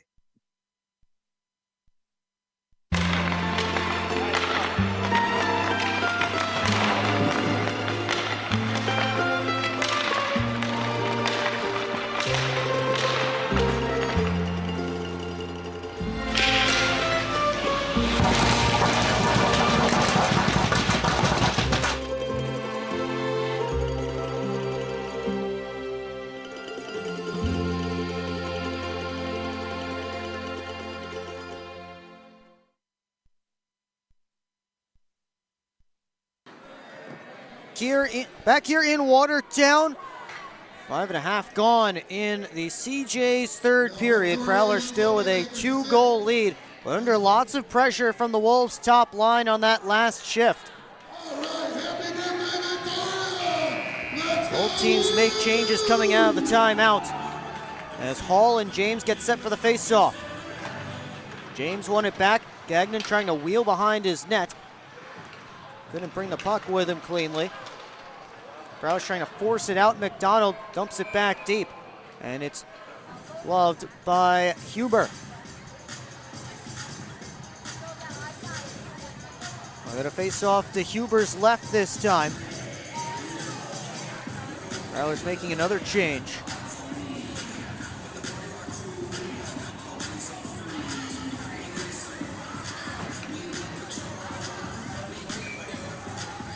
Bobby Price will draw against Hunter Hall. Price won it back. Lockhart to Anderson. Looking towards Price, trying to get back to it. McDonald chipped it up in the air, got it back. Wired around. Lockhart and Shevers come together.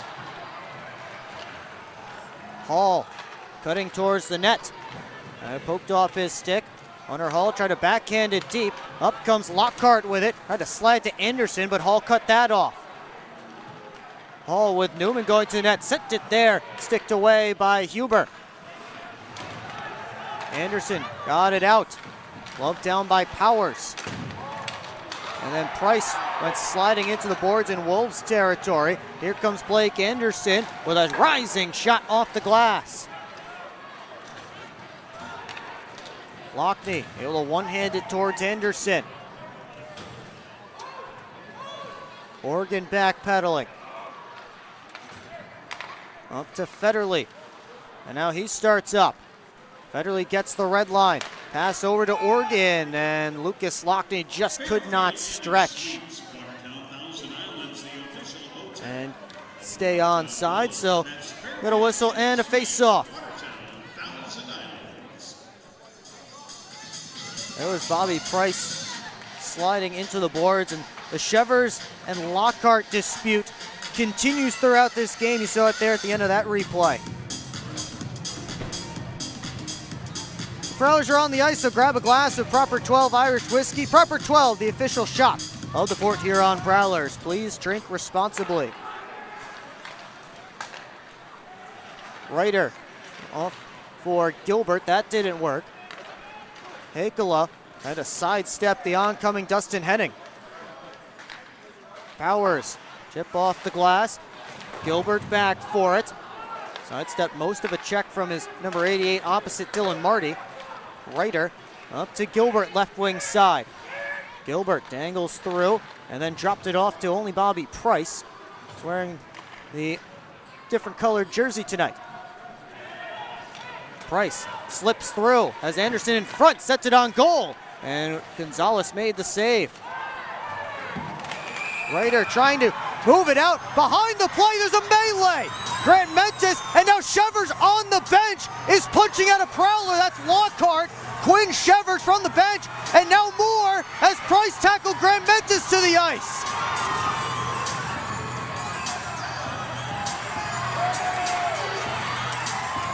Henning pulled down Brian Parsons.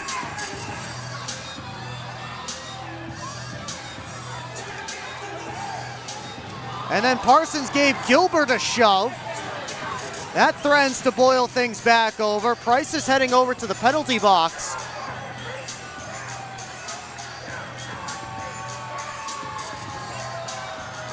Brett Lockhart has been the cause of Quinn Shevers' ire all night long. Shevers is being asked to leave. Let's see if we can get a good look at what happened here. It's kind of tough to see from that angle. Shevers is out of the game. Grant Mentis and Brockwire have to be separated by the referees. Grant Mentis is also out of the game, and the referee trying to make sure he gets off. There's Shevers on the bench. It was actually Brian Parsons that I believe he grabbed at. It was Parsons. So not Brett Lockhart, my mistake.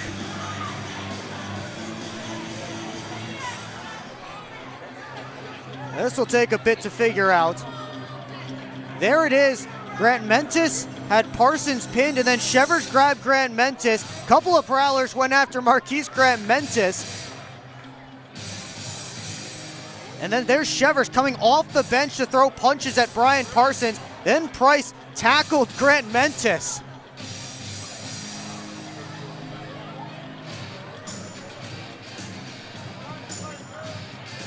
And here's the rest of it. There's Price. Watch on the right of your screen right after Grant Mentis. And that was the second wave. Both teams barking at the benches.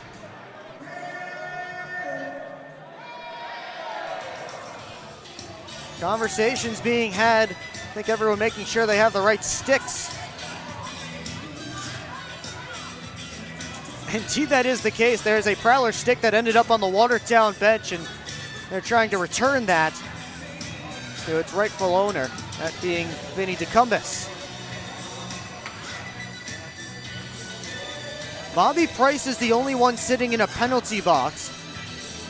Quinn Shevers and Marquise Grant Mentis are back in their dressing rooms right now.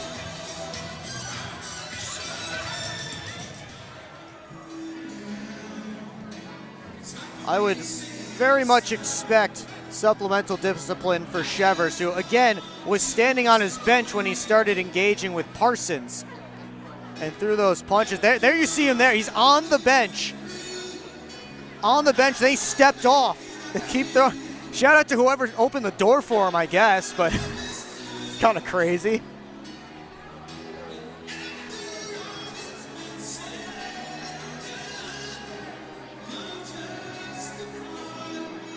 Austin Federley and Dustin Henning are trying to find out exactly what's going on from the referees. And it looks like this is the end of the night for Bobby Price as well. Stick taps from the Prowler bench as Price heads off.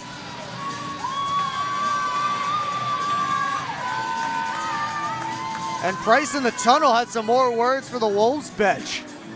He was walking off. You know it's bad when they have the clipboard out. There you see it.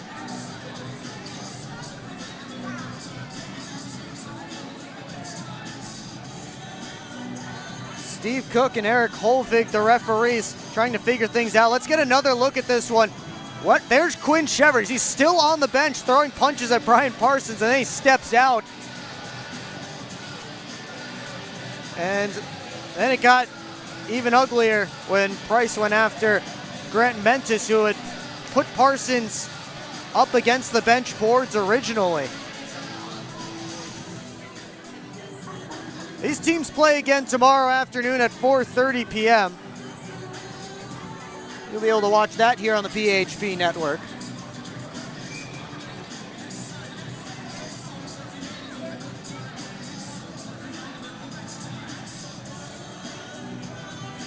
Nothing is up on the board right now. Nobody extra went over to penalty boxes, so I don't think this is going to affect on-ice manpower somehow. I guess they just said everybody gets a game and please be nicer tomorrow.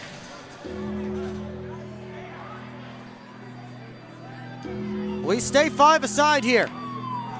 12:25 left to go in regulation. Prowlers still with a 4-2 lead as the penalty mitts rack up.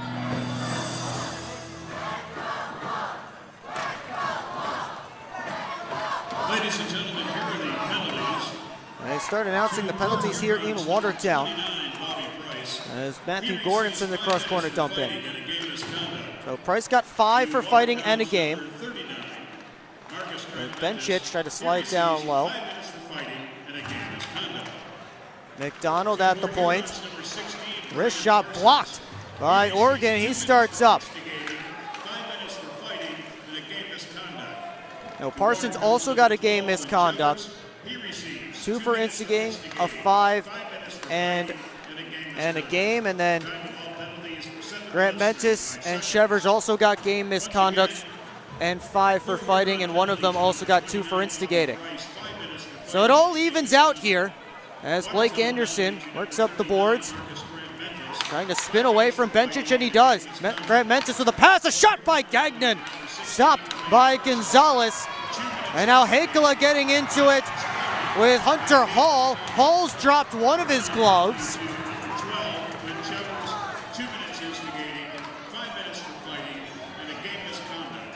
They're separated before anything more can happen.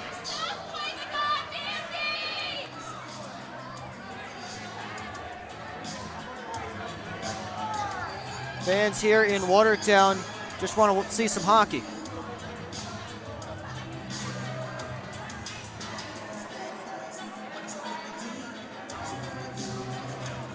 Garrison Gagnon looking for his first pro goal. Had a good chance from the slot. And Rico Gonzalez came up with a save there. It was Hall dropping his mitt. We're going to see some mixed lines here from the Prowlers. Down a forward and a defenseman. Wolves down 2 forwards for the rest of the game. Again, mixed lines on both sides.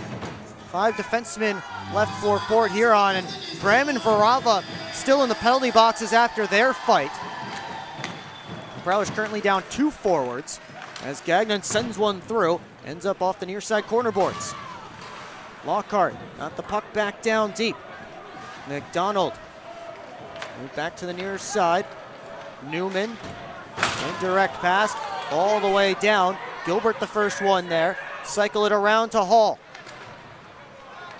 Lockhart pops it out right on Newman's tape. Newman makes a move to the net. Gilbert shot, fought off by Huber.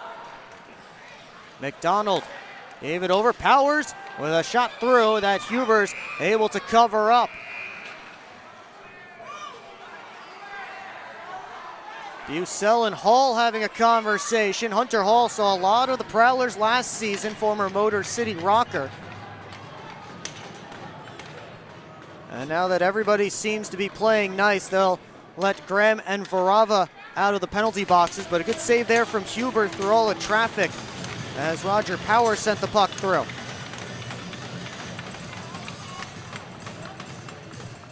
Penalty boxes are empty. The showers in the locker rooms are not.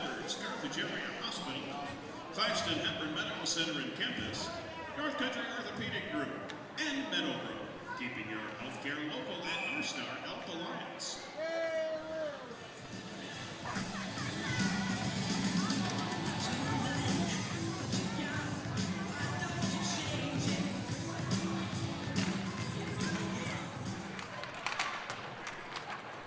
Prowlers move out. Lockney over to the right ring side to Federley. Gets in onside. His shot sticked away. Federley tried to pull it to the front. Popped up in the air, and Gonzalez able to snag it and hang on. And then Luke James getting the business from Malsagov.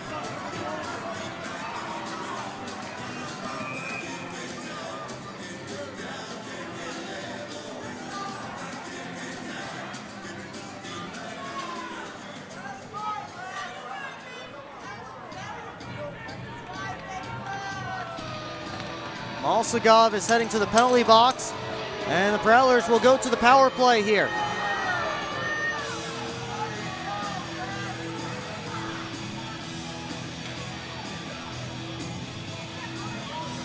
Luke James able to draw the call.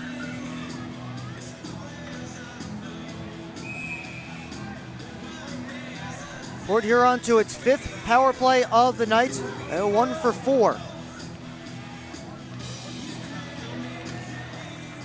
Off this face off. It's sent all the way down. 46, Ahmed Moskov, 2 minutes for roughing, time of the penalty, 9 minutes, 24 seconds. Roughing the call against Malsagov. Brett Lockhart sends the puck ahead. This is intended target, but no icing. Linesman said it was deflected on the way down. Here's Varava trying to hustle up, short-handed. Varava, left wing side. Pushed off by Lockhart. Now it's Organ.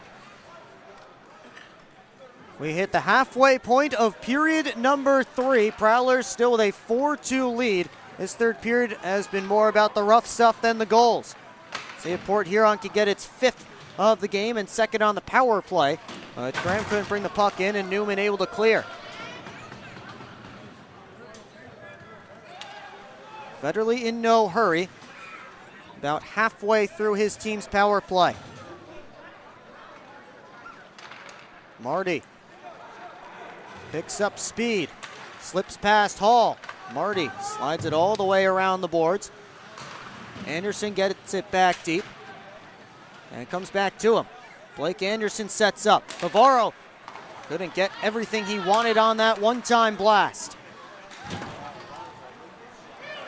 Marty across to Bucell, working on the left wing.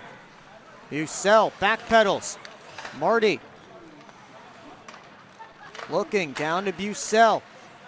Tried to force it in front towards Hakela. It didn't work.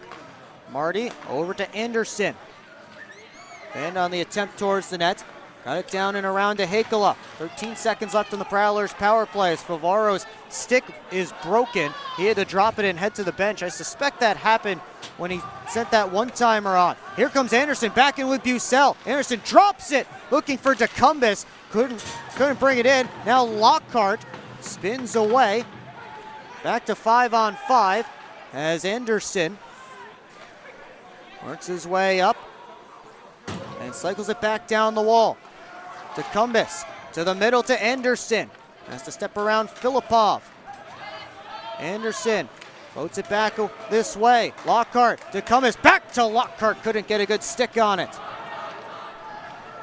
Filipov stretched behind everybody. They get it to him. Here he comes with a shot. Knocked down by Huber, and Federley comes back to clean up the rebound. Gordon off the boards for Michigan. Lead pass. Walking in is Gilbert. Hands it off for Varava. And he had it knocked off his stick. Back the other way comes James. He's all by himself with his team in the midst of a change. James trying to buy some time. Fed it out for a quick shot from the outside. That's stopped and held by Rico Gonzalez. Rough and tumble third period. 7:35 left to go in it. Prowlers still up by 2. Discover everything banking should be with Advia Credit Union, like earning real financial advantages. You can earn up to $1,000 with your new account. Plus, save an average of nearly $4,000 in interest when refinancing. Get started with a low-rate credit card balance transfer. Enjoy easy access to your money anytime, anywhere. Make the switch today at adviacu.org/real people. Advia Credit Union. Real advantages for real people.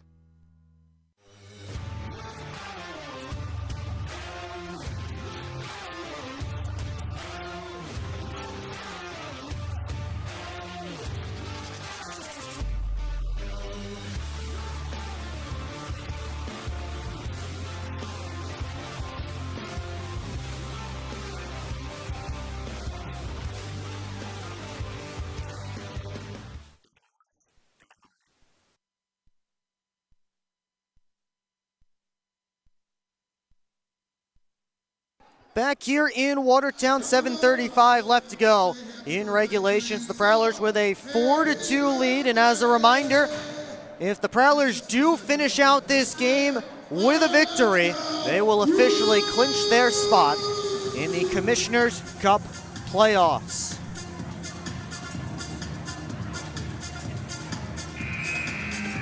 Face-off here to Rico Gonzalez's right. Prowlers were pressuring on the last couple of shifts. They'll try and keep that going. Lockney tried to push the face-off back. They'll drop it again. Newman will be asked to leave the draw, and Hunter Hall will take it against Lockney instead.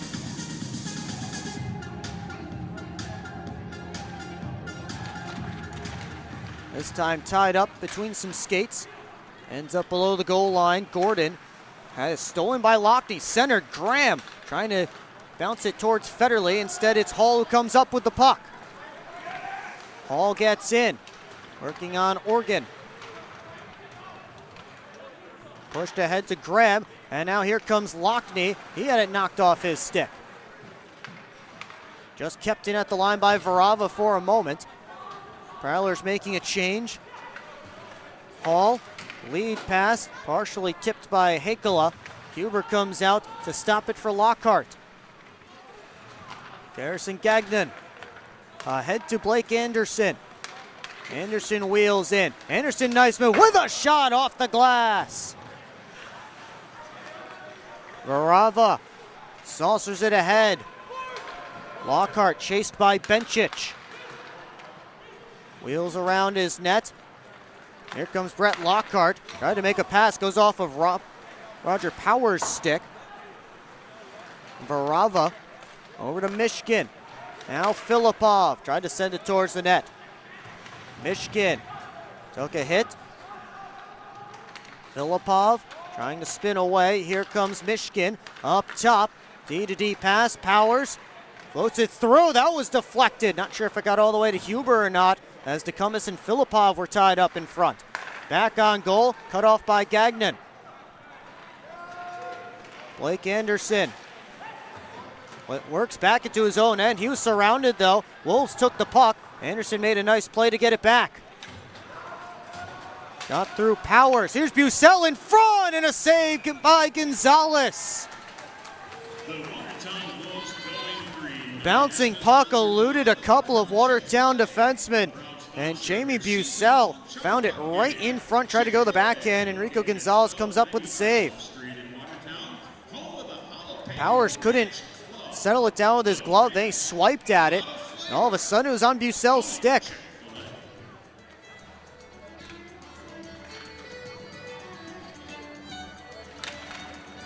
Ryder wins this face-off back. Bucell tried to take it to the net, couldn't do it. Bucell grabs the puck, slid it down in Marty's direction. Now Powers kept it moving. Mania with a rink-wide feed, touch pass on the stick of Ryder, battling through, and a penalty coming up against Nick Favaro. And then Malsagov threw a check on Favaro as he touched up. Malsagov went ducking because he thought the Prowlers were going to come after him. That's the type of reputation the Prowlers have, is that they'll protect their own. That's why Malsagov went ducking. But here's the penalty on Favaro as he just wrapped up Brad Ryder.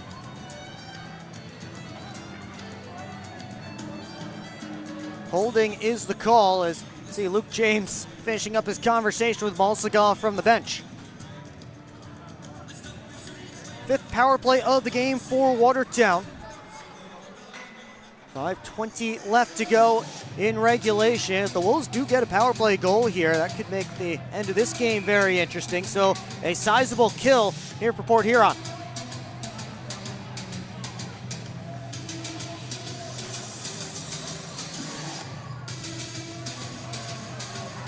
Federley and Mishkin on the face-off. Mishkin won it back. Varava gave it over. Walking is Filipov. He scores! It didn't take long, just 4 seconds, and the Wolves are back within a goal.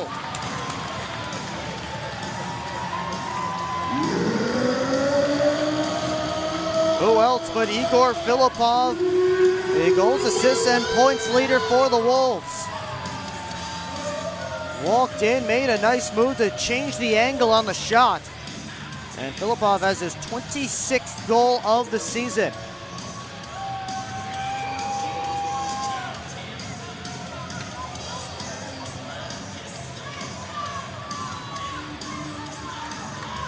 A tight one here now, as Oregon plays it off for Favaro. Both teams now 1 for 5 on the power play, as it's pitchfork deep. Filipov dealing with Favaro. Filipov got his hand up on Favaro as those two battled. Pass down low, Filipov all alone, and Huber stands him up. And the Prowlers chase after Filipov, who just ragdolls. Went down like a baby after Oregon grabbed him. Assist to number 27, Glenn Varava. A power play goal at 14. Take another look here.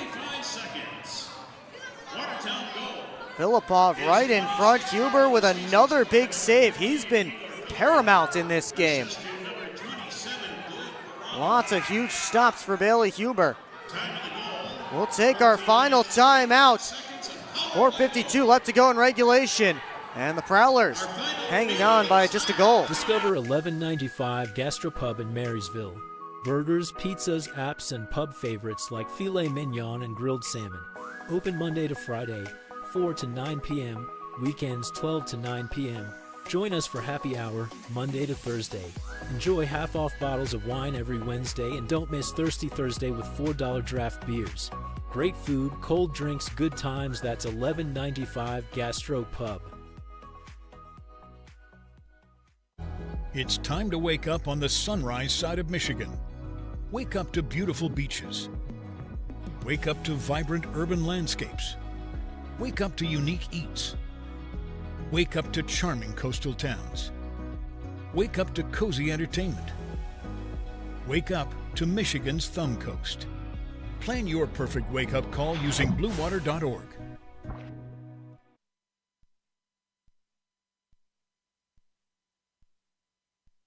CJ's Bar and Grill keeps the kitchen open until 1 a.m.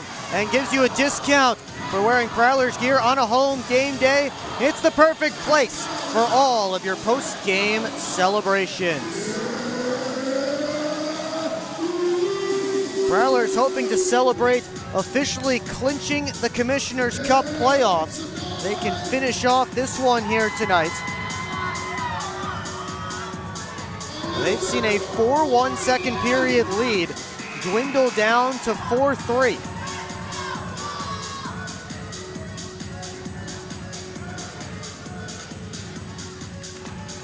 Igor Filipov with the most recent goal, a power play marker for Watertown. And now the Wolves will get an offensive zone draw.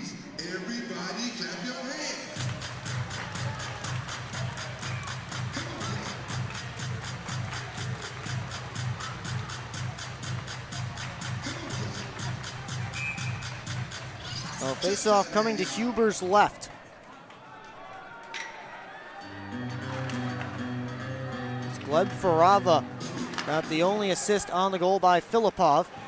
Here comes Vinny DeCumbis working in with James. His shot blocked on the way through. May have hit his own man DeCumbis.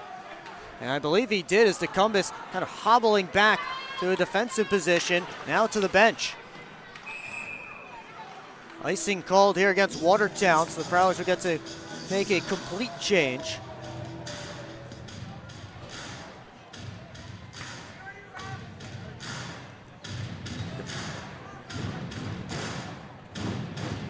I invite you to tune into our next broadcast. That will be tomorrow afternoon, 4:30 p.m. puck drop, 4:15 pregame. Or maybe a little bit later, depending on what time warm-ups are, as we saw earlier tonight. It's all coming up right here on the PHP Network. Austin Federley in front looking for Bucell, just couldn't take it with him. Gordon gave it over. Cutting across is Varava. Chased back by Bucell. Prowlers hoping to finish this one off. And as Federley just dumps it back in. Michigan, who we'll see a lot of in this last 4 minutes of action. To Gilbert, and now Varava. Dumped around, Wolves making a change as Favaro grabs the puck. Sent it all the way up, and Marty taps it deep. McDonald. Chased out by James. Ian McDonald gets the red line, fires it around. Filipov and Anderson get there together. Mishkin to the net. Benchich looking for Filipov, and James came all the way back to call off that pass. Centering feed poked out of danger by Lockhart. And here come the Prowlers. James swings the puck deep. Anderson gets to it. In front, Hakala was shut down by Gonzalez. And now here comes Benchich.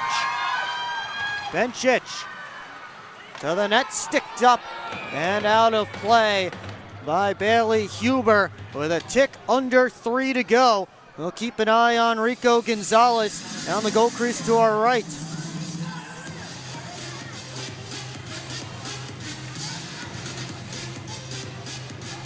There's the chance for Hakala down on the other end. I think Gonzalez got the right pad on it.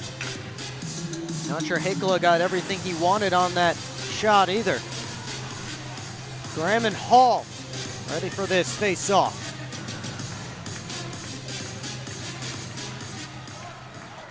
Off the draw. Gilbert wheeling, cut off by Favaro. Graham tried to poke it ahead. Varava cut it off, and that shot hit the glass. Newman to the net, and patted away by Bailey Huber. Austin Federley settles the puck. Spinning away from Newman. Federley now starts right up ice. Puck almost disagreed with him. Bucell just able to bounce it into offensive territory. Varava. Watched by Bucell. Off to his left to Mishkin. Turns back. Tried to make a play. Bucell couldn't glove the puck down. He needs to pick up his stick. Anderson pulls it off the wall to the slot. Saved by Gonzalez. Bencic trying to stretch for Filipov. Just couldn't reach him with that pass. No icing here. Filipov smushed to the boards by Tim Organ. Varava. Back to Mishkin. Long lead pass, tapped back where it came from by Anderson. Gordon. Around his net. Matthew Gordon with a long pass. Bencic couldn't get on the other end of it. No icing here. Brockway trying to play away from Bencic. Favaro taken in by Hall. Hall pulls it out front. Backhander, not sure if that got through. Here's Varava with a shot to the net. That was blocked. Gonzalez is on the bench. Extra attacker out for Watertown. Newman to the center. A backhander by Hall was fought off by Huber. Under a minute to go. 6-on-5 attack for the Wolves. Sent off the back wall. Varava tied up with Favaro. Up high it goes. Filipov. McDonald. Rister. Blocked. Another shot kicked out by Huber. Filipov lets it go. He scores.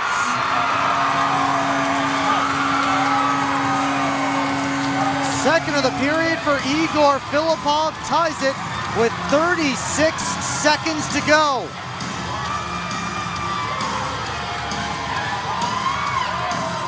Filipov got free and he was able to pick his spot.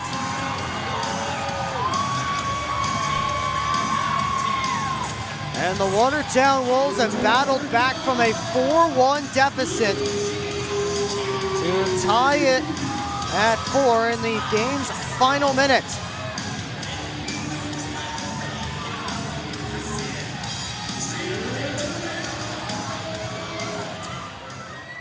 Off this face-off. Prowlers try and work in. And it's Gordon chasing after the dump. Mishkin ahead to Filipov. Lockhart steps into him. Now Lockney turns up. Lockney couldn't dangle around Varava. Puck still in the offensive zone. Gordon forced it up the near side boards. Varava swiped on net by Federley. Gonzalez able to make the save. Now comes Bencic. A penalty coming up here.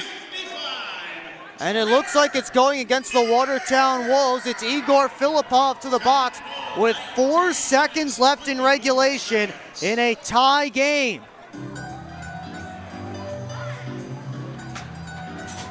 What a time for a power play.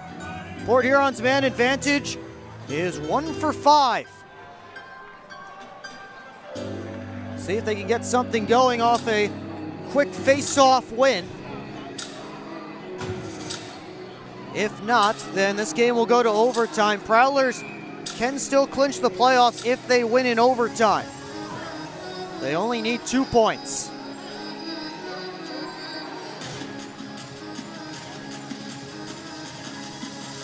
Brad Ryder kicked out of the face-off. Trevor Newman will take it against Blake Anderson instead. Marty lined up at the top of the circle. Actually, Jamie Bucell will take it against Newman. One back by Newman. And pinned along the boards. We will head to overtime here on the PHP Network. Wolves with a couple of late goals, able to tie the score. 2 in the third and 1 in the final minute of the second. And again, the game-tying goal coming with 36 seconds left in regulation. But the Prowlers will start OT with a power play.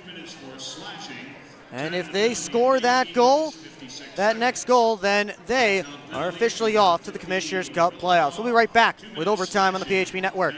Welcome to the new era of Prowlers hockey. New owner, new store, new horn, fire, projectors on the ice. Yeah, This isn't your dad's McMorrin experience. This is Prowlers Hockey. Get your tickets for the show now at phprowlers.com/tickets.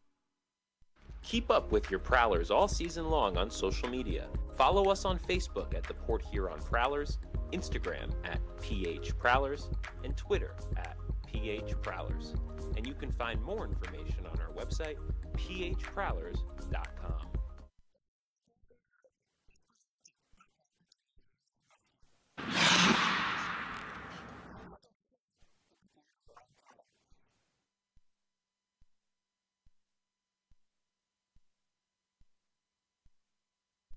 Back here in Watertown, it's time for overtime between the Prowlers and the Wolves. Prowlers are 3-0 in games that have ended in overtime this season. That includes one here at Watertown Municipal Arena. The last time these teams matched up, Bobby Price was the hero that night. He will not be the hero tonight, as he was one of 4 players to get game misconducts in the third period.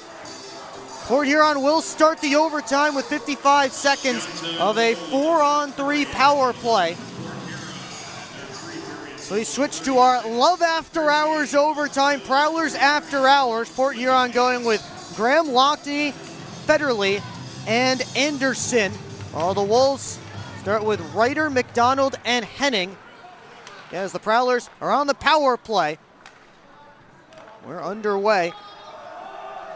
As Austin Federley starts up, gives to the left wing side to Lockney. Cuts across the middle and gets into the offensive zone. Lockney back to Federley. Straight away over to Lockney. Looks back to Federley. Graham's lined up right in front. Federley back pedals. Down to Graham, in front, Lockney! What a save by Gonzalez! Post to post, Enrico Gonzalez keeps this one going. Nice passing by the Prowlers. Lockney on the back door. And Gonzalez able to snag it with the glove. Wolves change up the killers. And Chris Paulin has elected to call his timeout. Port Huron will draw something up with 1 minute and 16 seconds of 4-on-3 power play time remaining.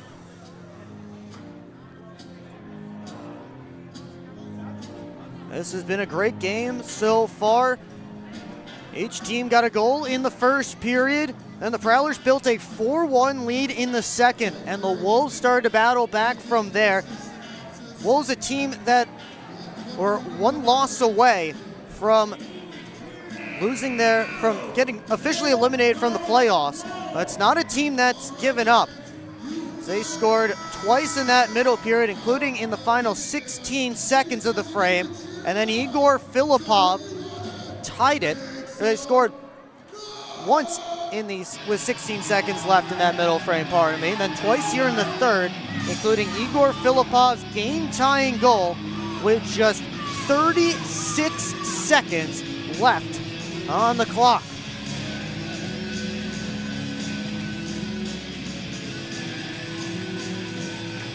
Off this face-off, it's Federley. Back pedals to Anderson. Back to Federley. Steps, gives down to Graham. He walks. Anderson now. Straight away. In front looking for Graham. That was cut off. Clearing attempt taken by Lockney. Hands it off for Anderson. Anderson makes a move. He shoots. Knocked down by Gonzalez. Prowlers have not beaten Rico Gonzalez yet tonight. Anderson. Graham tried to tuck it, and Gonzalez got down. Anderson shot, hit the glass. Federley hustling over, and he does keep it in at the line. 31 seconds left in the Prowlers power play. Anderson turns the corner, drops it off to Lockney. He shoots, and it's punched away by Rico Gonzalez. Graham up to Federley. Walks, hands it off. Anderson a shot. That was blocked. 10 seconds left on the board here on man advantage. Federle. Lockney couldn't bring in the pass as it slipped under his stick. And that will take care of the rest of the time as Filipov steps out of the box, goes right after Lucas Lockney. So we'll have 4-on-4 until the next whistle. Anderson trying to play away from Igor Filipov, who has 2 goals tonight. Oregon back to Lockhart. Wheeling. Lockhart works to the outside, tried to center. That was cut off. Varava now. Watertown looks for its first opportunity of overtime. Bucell able to step up on Mishkin, cause him some trouble. After Mishkin couldn't bring in a pass cleanly. Halfway through the extra session, it's Gordon. Watched by Bucell. Fed across to Mishkin. Varava back up to Mishkin. Mishkin trying to push his way deep. Got their back pass in front. The shot gloved and held by Bailey Huburn. Will go down to 3-on-3 now for the rest of the overtime. 2:05 left in it. Face-off coming all the way down in Port Huron's end, but lots of great opportunities for the Prowlers on that power play. Rico Gonzalez came in relief of Grant Linville in the second period after the Prowlers had made it 4-1. And he's been spectacular. And they blow it dead off this face-off. Gonzalez is 15 for 15.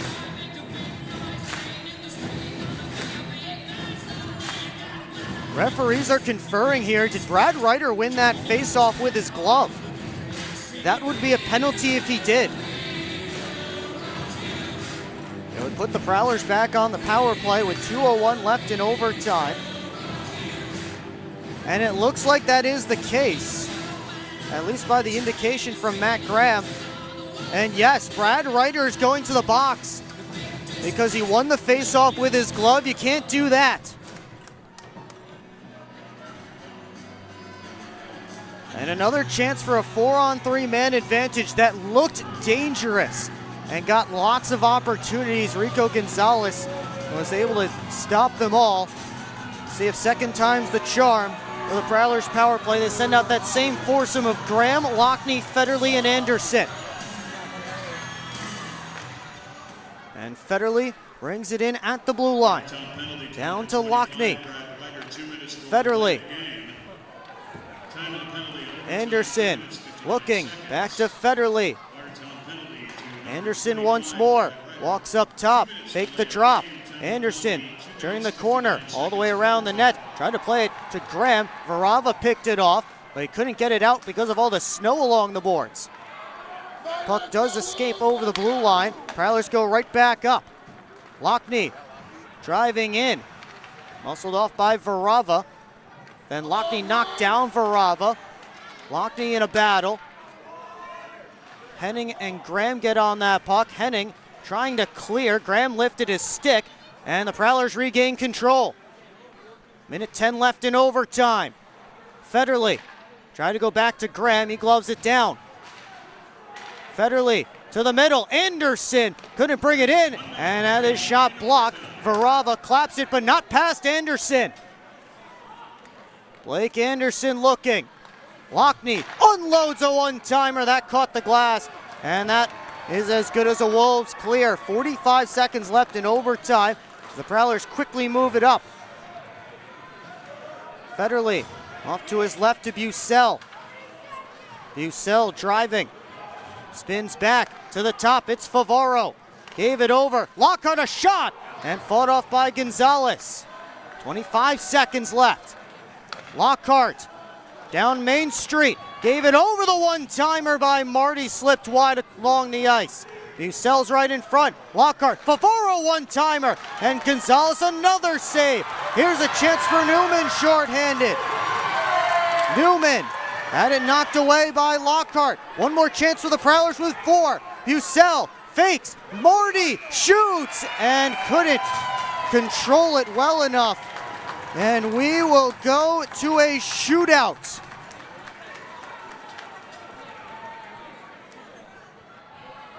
That is the end of overtime. Prowlers with lots of shots.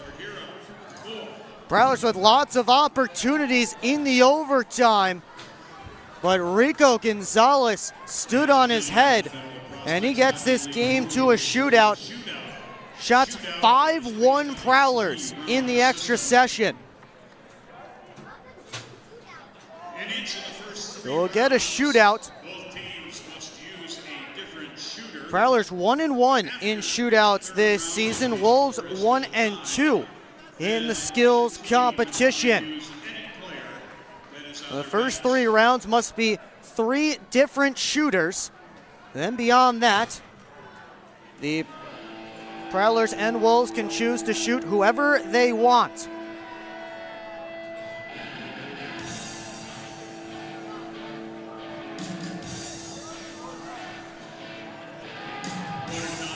So we'll see who shoots first.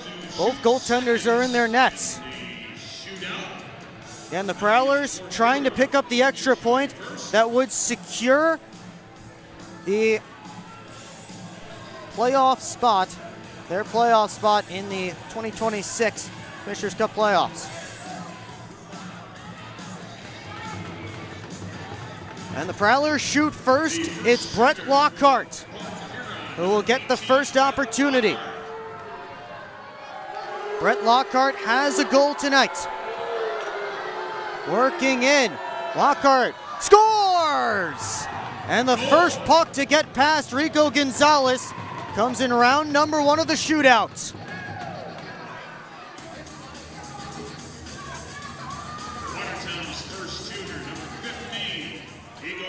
Igor Filipov, who scored twice, including the game-tying goal, works up. Moves to his right. Filipov, he scores!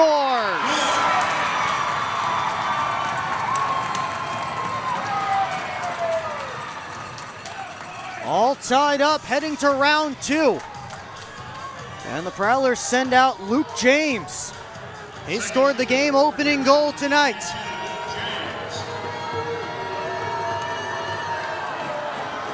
James to his right. Works in slowly, and he scores right along the ice. This one might come down to who can get a save first. Bailey Huber will try and do it for his club as he'll face off against FM Michigan.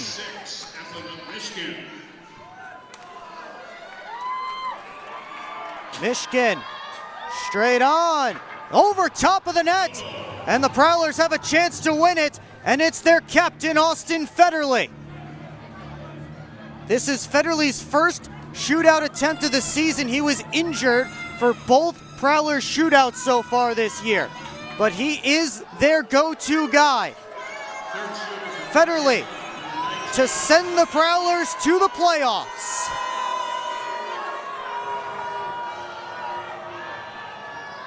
He scores! And that locks up a playoff spot for the Port Huron Prowlers. The shootout, 3-1. And the final score tonight, Port Huron 5 and Watertown. Your final tonight in Watertown, 5-4. The captain plays hero in the skills competition. And it is official. The Prowlers are heading to the 2026 Commissioner's Cup playoffs.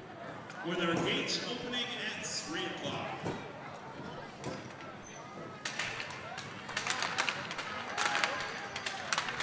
And there it is. It's official. Prowlers have clinched the 2026 Commissioner's Cup playoffs.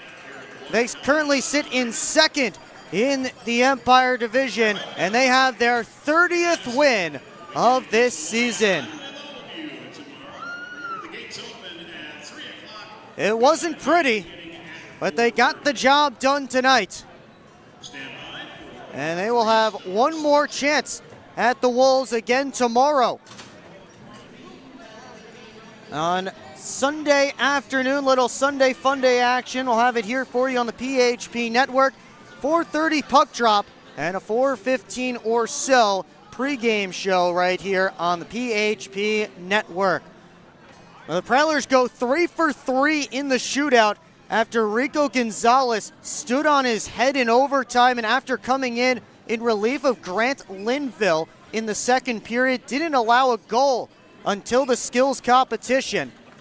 And the Prowlers able to put 3 on him, and they will take the extra point. Well, stick around because we have much more to do here on the PHP Network. Send it back to Brady Beaton with highlights and analysis. Take a look at the final game stats from this one, the out-of-town scores, and much more. It's all coming up right here on the PHP Network. Thank you, everyone who's staying up with us late tonight as this one got all the way to the shootout. I want to give a big shout out to my Aunt Sue, who told me that she's tuning in, and of course, got to give a shout out to family. But we'll be back here on the PHP Network. 3-star selection tonight.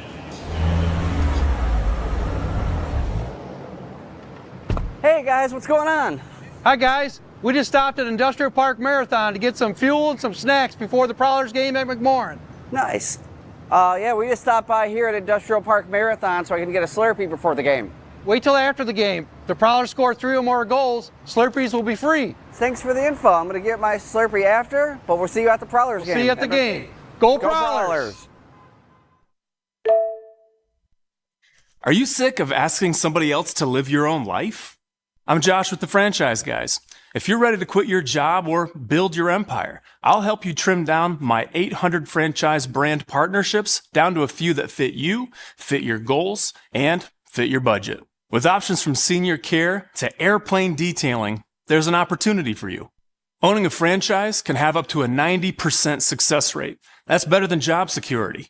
With the systems and support of a franchise, you won't be making all those costly mistakes as you would if you started your own business from scratch. And with options as low as $6,000 to get your own job-replacing business, there's no better option for you than to book a free call with me and my team. Visit GoFranchiseGuys.com. Stop dreaming about a better life and go live it.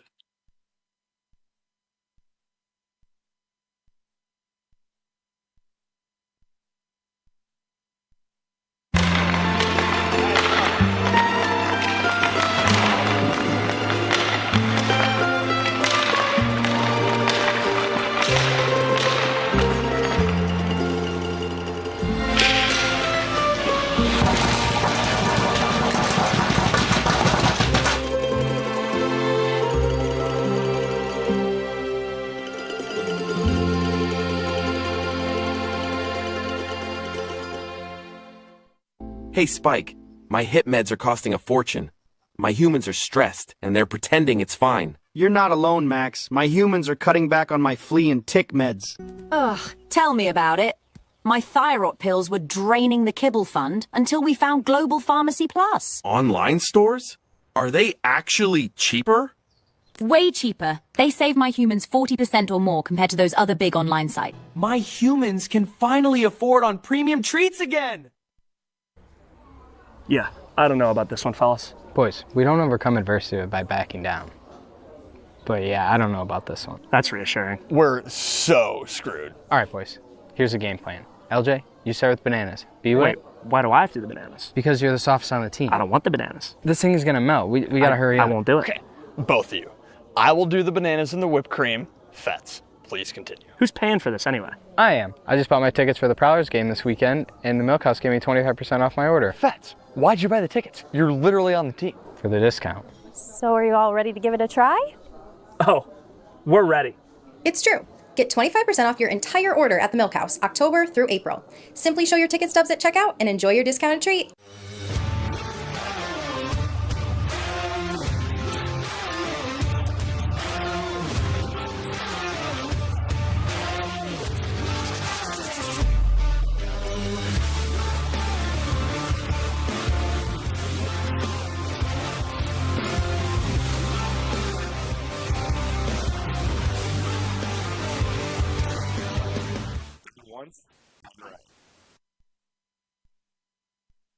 Come party where the Prowlers party at Hamlin Pub, with 10 locations including locally in St. Clair, Richmond, and Chesterfield.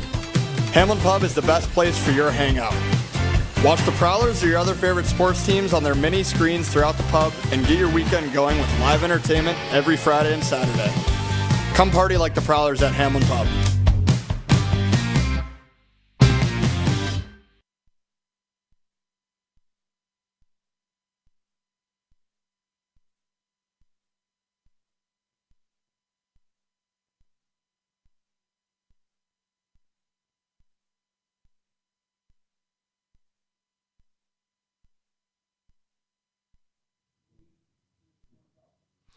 Back here on the PHP Network postgame show, and your Prowlers are heading back to the postseason. They officially clinched tonight. Maybe not the smoothest road to the playoffs, but a playoff berth nonetheless. A 5-4 shootout victory over the Watertown Wolves. Let's take a look at how we got through this game. It was a roller coaster, and it started off the very first shot of the game, and it's Luke James finding the back of the net, and the Prowlers get off to a hot start, making it 1-0 early on in this one. There you see the dropbacks from Vinny DeCumbis, and you know, anytime you make your debut, it's tough, but Grant Linville, that's a welcome to the pros moment. Bailey Huber makes the impressive post-to-post save, throwing out the leather. And there he is again, making 2 saves, following the puck well, the rebound, and the Wolves would tie it. Marquise Grant Mentis, you see him just leaning on the edge of the circle, the quick trigger, and Huber couldn't react in time. And here we get the first of what was a few fights, and this is one of the better tilts we'll have all year long. It's Ben Brockway. He's just going blow for blow on that one with Roger Powers. Again, I said this is a rock'em sock'em robots type fight. And again, here, Ben catches his breath and remembers he has a left hand and uses it with a few final punches to Roger Powers. And no one went down. And those are usually some of the better fights, better tilts you'll have all year long. Prowlers get back on the board. It's the captain, Austin Federle, the first of a couple highlights he'll have tonight. Just slides it between the wickets to make it 2-1 Port Huron, a lead they would hold on to for a while. Prowlers up 2-1, and Brett Lockhart from the point walks it up. No one wants to challenge him. He says, I'll pick the corner, make it 3-1 Port Huron, and they're really rolling in the second period. The Prowlers were found their groove in this frame in the second frame, as Brett Lockhart made it 3-1. Prowlers all over. They would not be done in the second period, forcing the turnover and finding the back of the net. This time, Blake Anderson give and go action, and he had the entirety of the net. That was a wide open look for Anderson. Little give and go. Look at the chemistry. Him and Tim Organ making it 3-1. But the Wolves wouldn't roll over and die after Bailey Huber, throws the glove up. The Wolves beat the buzzer, and sometimes the biggest back-breaking goals, the biggest momentum goals are the ones in the first and final minute of a period. This time it was Yefim Mishkin to make it 4-2 with just 16 seconds left to go in the second period. The Wolves would inch closer. Igor Filipov made it 4-3 and just tightened up a little bit. And with an extra attacker in the final minute for the second straight period, the Watertown Wolves score. Igor Filipov makes it 4-4. No one would score in overtime despite a power play for the Prowlers, but then in the shootout, the Prowlers were perfect. Brett Lockhart buried it. Filipov scored for the Wolves, and then it was Luke James that walked it up. He goes to the far post again, and then it is Austin Federle, the captain, who scored earlier in the night. He finishes off, and the hometown kid makes it another season where Port Huron going back to the Commissioner Cup playoffs. Again, It wasn't if they were going to, I mean, yes, technically, mathematically, it was if they were going to get back, but it was a matter for most people when they were going to officially clinch it. And it is tonight as they spoil the Watertown comeback, getting ready to go back to the Commissioner Cup playoff, where I know everyone in that locker room, especially those that were here last year, feel like they have some unfinished business. We'll take a break, come back, take a look at our Gunther Graphics game stats, our Love After Hours Boutique and Boudoir out-of-town scoreboard, and then Will Wiggleman. We'll talk with Associate Head Coach Chris Pullen. We'll talk with our Gunther Graphics Player of the Game and more when we come back here on the PHP Network Postgame Show.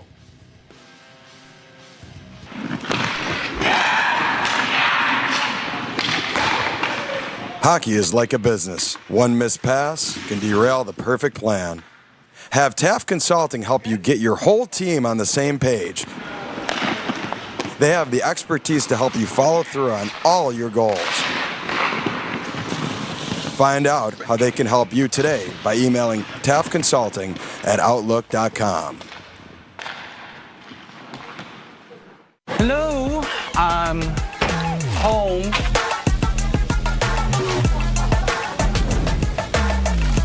There he is.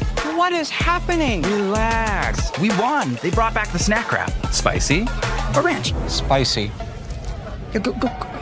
Yeah. Just one little bite. Can you stop? Oh, sorry.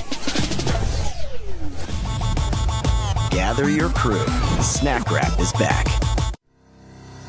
SMR Automotive Systems is part of the Motherson Group and a proud community sponsor of the Port Huron Prowlers. We are one of the largest manufacturers of rearview mirrors for passenger vehicles in the world, with local plants in Port Huron and Marysville. We strive to support our local communities and have positions available for various abilities and experience. Find out more about who we are at smr-automotive.com.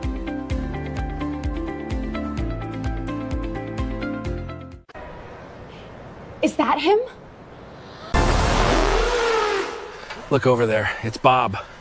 Wow, just look at that hair. Ever since he started getting his stuff from Global, the guy's unstoppable. So that's what confidence can do? That's just not fair. Oh my goodness, it's Bob! Bob! Bob! Give me the phone. I'm calling Global Pharmacy Plus for myself. This isn't working. LJ, pass me those flyers. No look behind the back pass? It's a hope play. I'll say, come on. Gap up. Close the gap. Close the gap. What are we saying? This isn't working. We need a shift change. Let's bring in the professionals.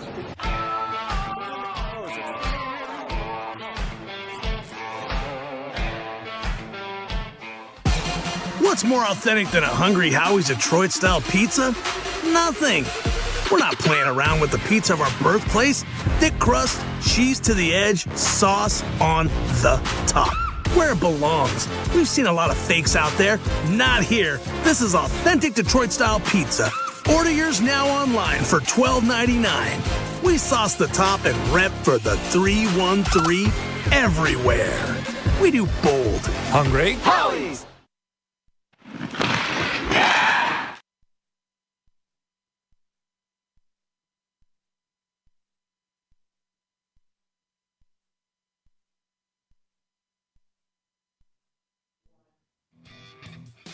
Back here on the PHP Network postgame show, your Prowlers get the shootout win 5-4 over the Watertown Wolves. Give up a 3-goal lead, but a resilient bunch able to get 2 points and clinch another playoff berth. Let's take a look at the Gunther Graphics game stats to get a full picture of how this game worked out for the Prowlers. They did a really nice job. They really carried a lot of the play. It was just near the end of the game when the shots started to, when the Wolves had the extra attacker, they got that last one. Prowlers outshot them for most of the game. As you see the final shot total up, Prowlers outshooting 42-29 and you know, had a consistent effort the whole time. It was really that third period where Igor Filipov found the back of the net twice But Austin Federley, he gets the goal in regulation.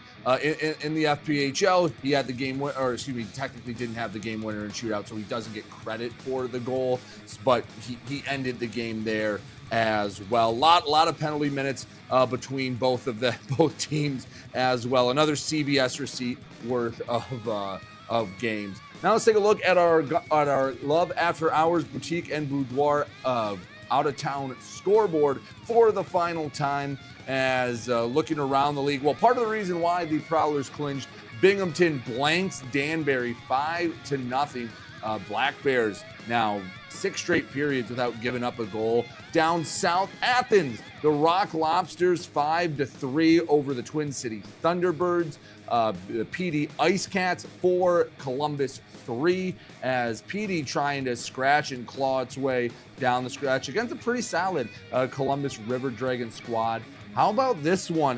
Not final yet, but Indiana taking care of Topeka, and what is happening to the Scarecrows? They're a team that on paper is not a bad team. There is talented hockey players on this team, and nobody wants the 3 seed is lava because them and Blue Ridge keep giving it back and forth to each other. Now, Blue Ridge doing their job tonight. They're pounding the Biloxi Breakers. They scored a touchdown, only giving up a safety, 7-2. Blue Ridge on top. But Topeka at one point, I'll be honest, hand up, was very concerned that Topeka, with their schedule, I did a whole segment on it on this broadcast about how Topeka could usurp the Prowlers. The Prowlers have a little bit of a tougher schedule down the stretch.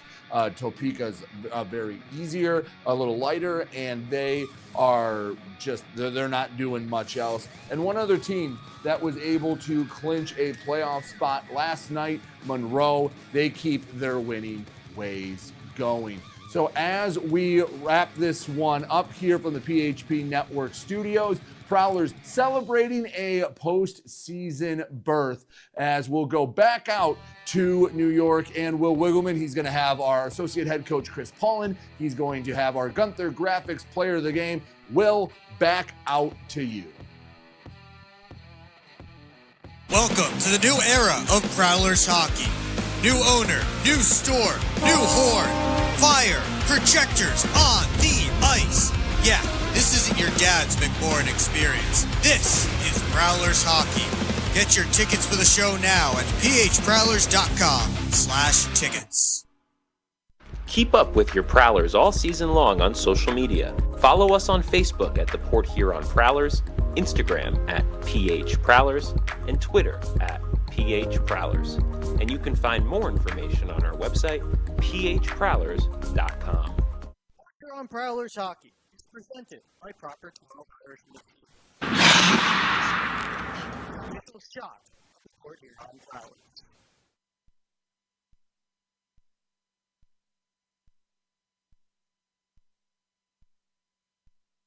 Will Wiggleman back one final time to Watertown Municipal Arena. The Prowlers take care of the Watertown Wolves by a final score of 5-4 in a shootout. Well, tonight's shootout winner, there were 3 goals scored in the shootout by the Prowlers, but the winner was scored by Luke James. He also had the game opening goal, and I got a chance to chat with him. He's our Gunther Graphics player of the game. With tonight's Gunther Graphics player of the game, Luke James, game opening goal. Yeah, you know what to do with that. Game opening goal and the shootout winner tonight. Take us through that shootout goal for you. Kind of been doing similar things in practice, and I actually kind of missed. But I'm not going to say where I missed, but it all works out. I get you didn't miss the net. That worked. Yeah, I didn't miss the net. It worked out. You guys now officially clinched in the playoffs. I don't know if you were paying attention to that, if you guys knew that in the room, but officially clinched for the Commissioner's Cup playoffs. How does that feel moving into tomorrow? Man, I mean, it's just it's a tribute to the way we've played all year, and let's run it back. Yeah, one more game against these guys. What do you have to do to finish off the weekend on a high note? I think we got to play a full 60. We were good in the first, let off in the second, let off a bit in the third. We were short bench. Some guys were battling for us. But yeah, if we can battle that same compete level and go full 60, it'll be good. Yeah, take us through all that happened as much as you can. Well, I know one of their guys is saying some stuff, and one of our guys didn't like it, and then one of their guys didn't like it. And then it was a mess, and that's all I know. Luke James, future color commentator, and tonight's Gunther Graphics Player of the Game. Thank you. Thanks, Wiggs.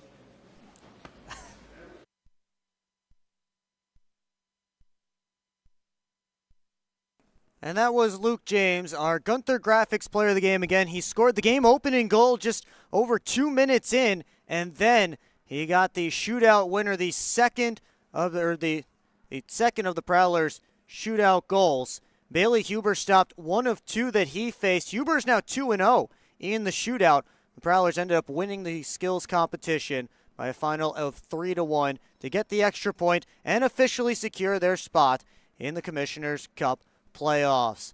I chatted with Prowlers Associate Head Coach Chris Paulin. I'm with Prowlers Associate Head Coach Chris Paulin on the Schultz Roofing Coaches interview. Coach, shootout win for you guys. Take us through your decisions on the shootout, because all three guys first shots this season for them on the shootout. Well, like I said in the postgame, it was a no-brainer to put Lockhart and James out there, and then Fetz, I don't know, but no, obviously I'm joking. Fetz was a lock.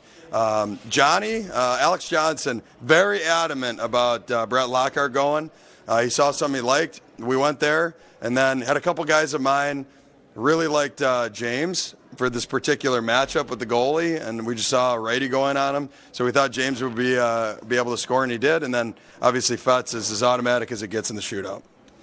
They changed goaltenders. You guys were up 4-1. Did that have a change on the game, an effect on the game? I hated the way we played in the second period. I mean, who cares who's in net? I mean, we're in control of our own actions out there. So the second period was as bad of a period as I've seen us play. We talked about it after. I didn't care that we won the period. That makes no difference to me. I mean, some pucks went into the net. I mean, I'm sure their goalie would have liked to have a couple back maybe, but just because we have a couple good plays, a couple good finishes doesn't take away all the looping and undisciplined behavior in that period. Very uncharacteristic. I think the way we ended that period wasn't the way we wanted either, with giving up a late goal, some mistakes there in tracking defense. Third period, I really liked the response of the guys. I think we played a lot.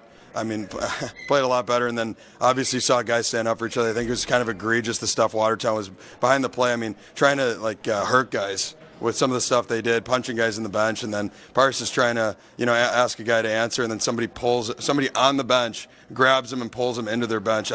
When I think the officials look at it, it's going to look really bad. So we'll see how it shakes out. You guys looking to play a full 60 tomorrow and wrap up the weekend. How do you do it? We play a full 60. You just answered your own question, Wiggs. Foreshadowing. No, it's right now, at this point of the season, every game's going to be a grind. Obviously, a team like the one we just played, this is the Super Bowl for them to get a chance to play us. And, I think they wanted to, a couple of their guys, kind of loop around the ice. They wanted to test themselves against a physical team like we are. They wanted to play chippy. They made an effort to do so. And I think our guys did a really good job standing up for each other. I mean, you see a guy like Bobby Price. I think he scores quite a bit, right? And he's in there defending his teammates. He plays a gritty, tough game. We don't have guys in this locker room that are only scorers or only tough guys. Everyone just protects each other. It's the closest knit group you'll ever find. In a game like tonight, where I think a lot of guys maybe didn't have their A game, they all cared about each other and they all battled for each other. I think that's why we got rewarded with the win at the end of the day. That is Coach Paulin on the Schultz Roofing Coaches interview. Thank you. Always a pleasure, Wiggs. And that was Prowlers Associate Head Coach Chris Paulin on the night that his team clinches its spot in the 2026 Commissioner's Cup playoffs. But just because they're clinched, that doesn't mean they're done. They're not even done this weekend, because we'll see them again tomorrow afternoon, 4:30 p.m. puck drop here at Watertown Municipal Arena. We'll, of course, have that for you here on the PHP Network. That's going to do it for me here in Watertown. Shout out to the entire crew back in Michigan. Liz Brown, Andres Hyde, Kyle Cosson, Christian Jackson, and Sean Detvey. Aiden Bricker was here in Watertown, getting all the great secondary angles and doing tech support stuff as well. For Brady Beaton and the entire crew, my name is Will Wiggleman. Once again, we'll see you tomorrow night as the Prowlers, now with an X next to their name in the standings, will finish up their 3-game weekend. And we'll have it for you here on the PHP Network.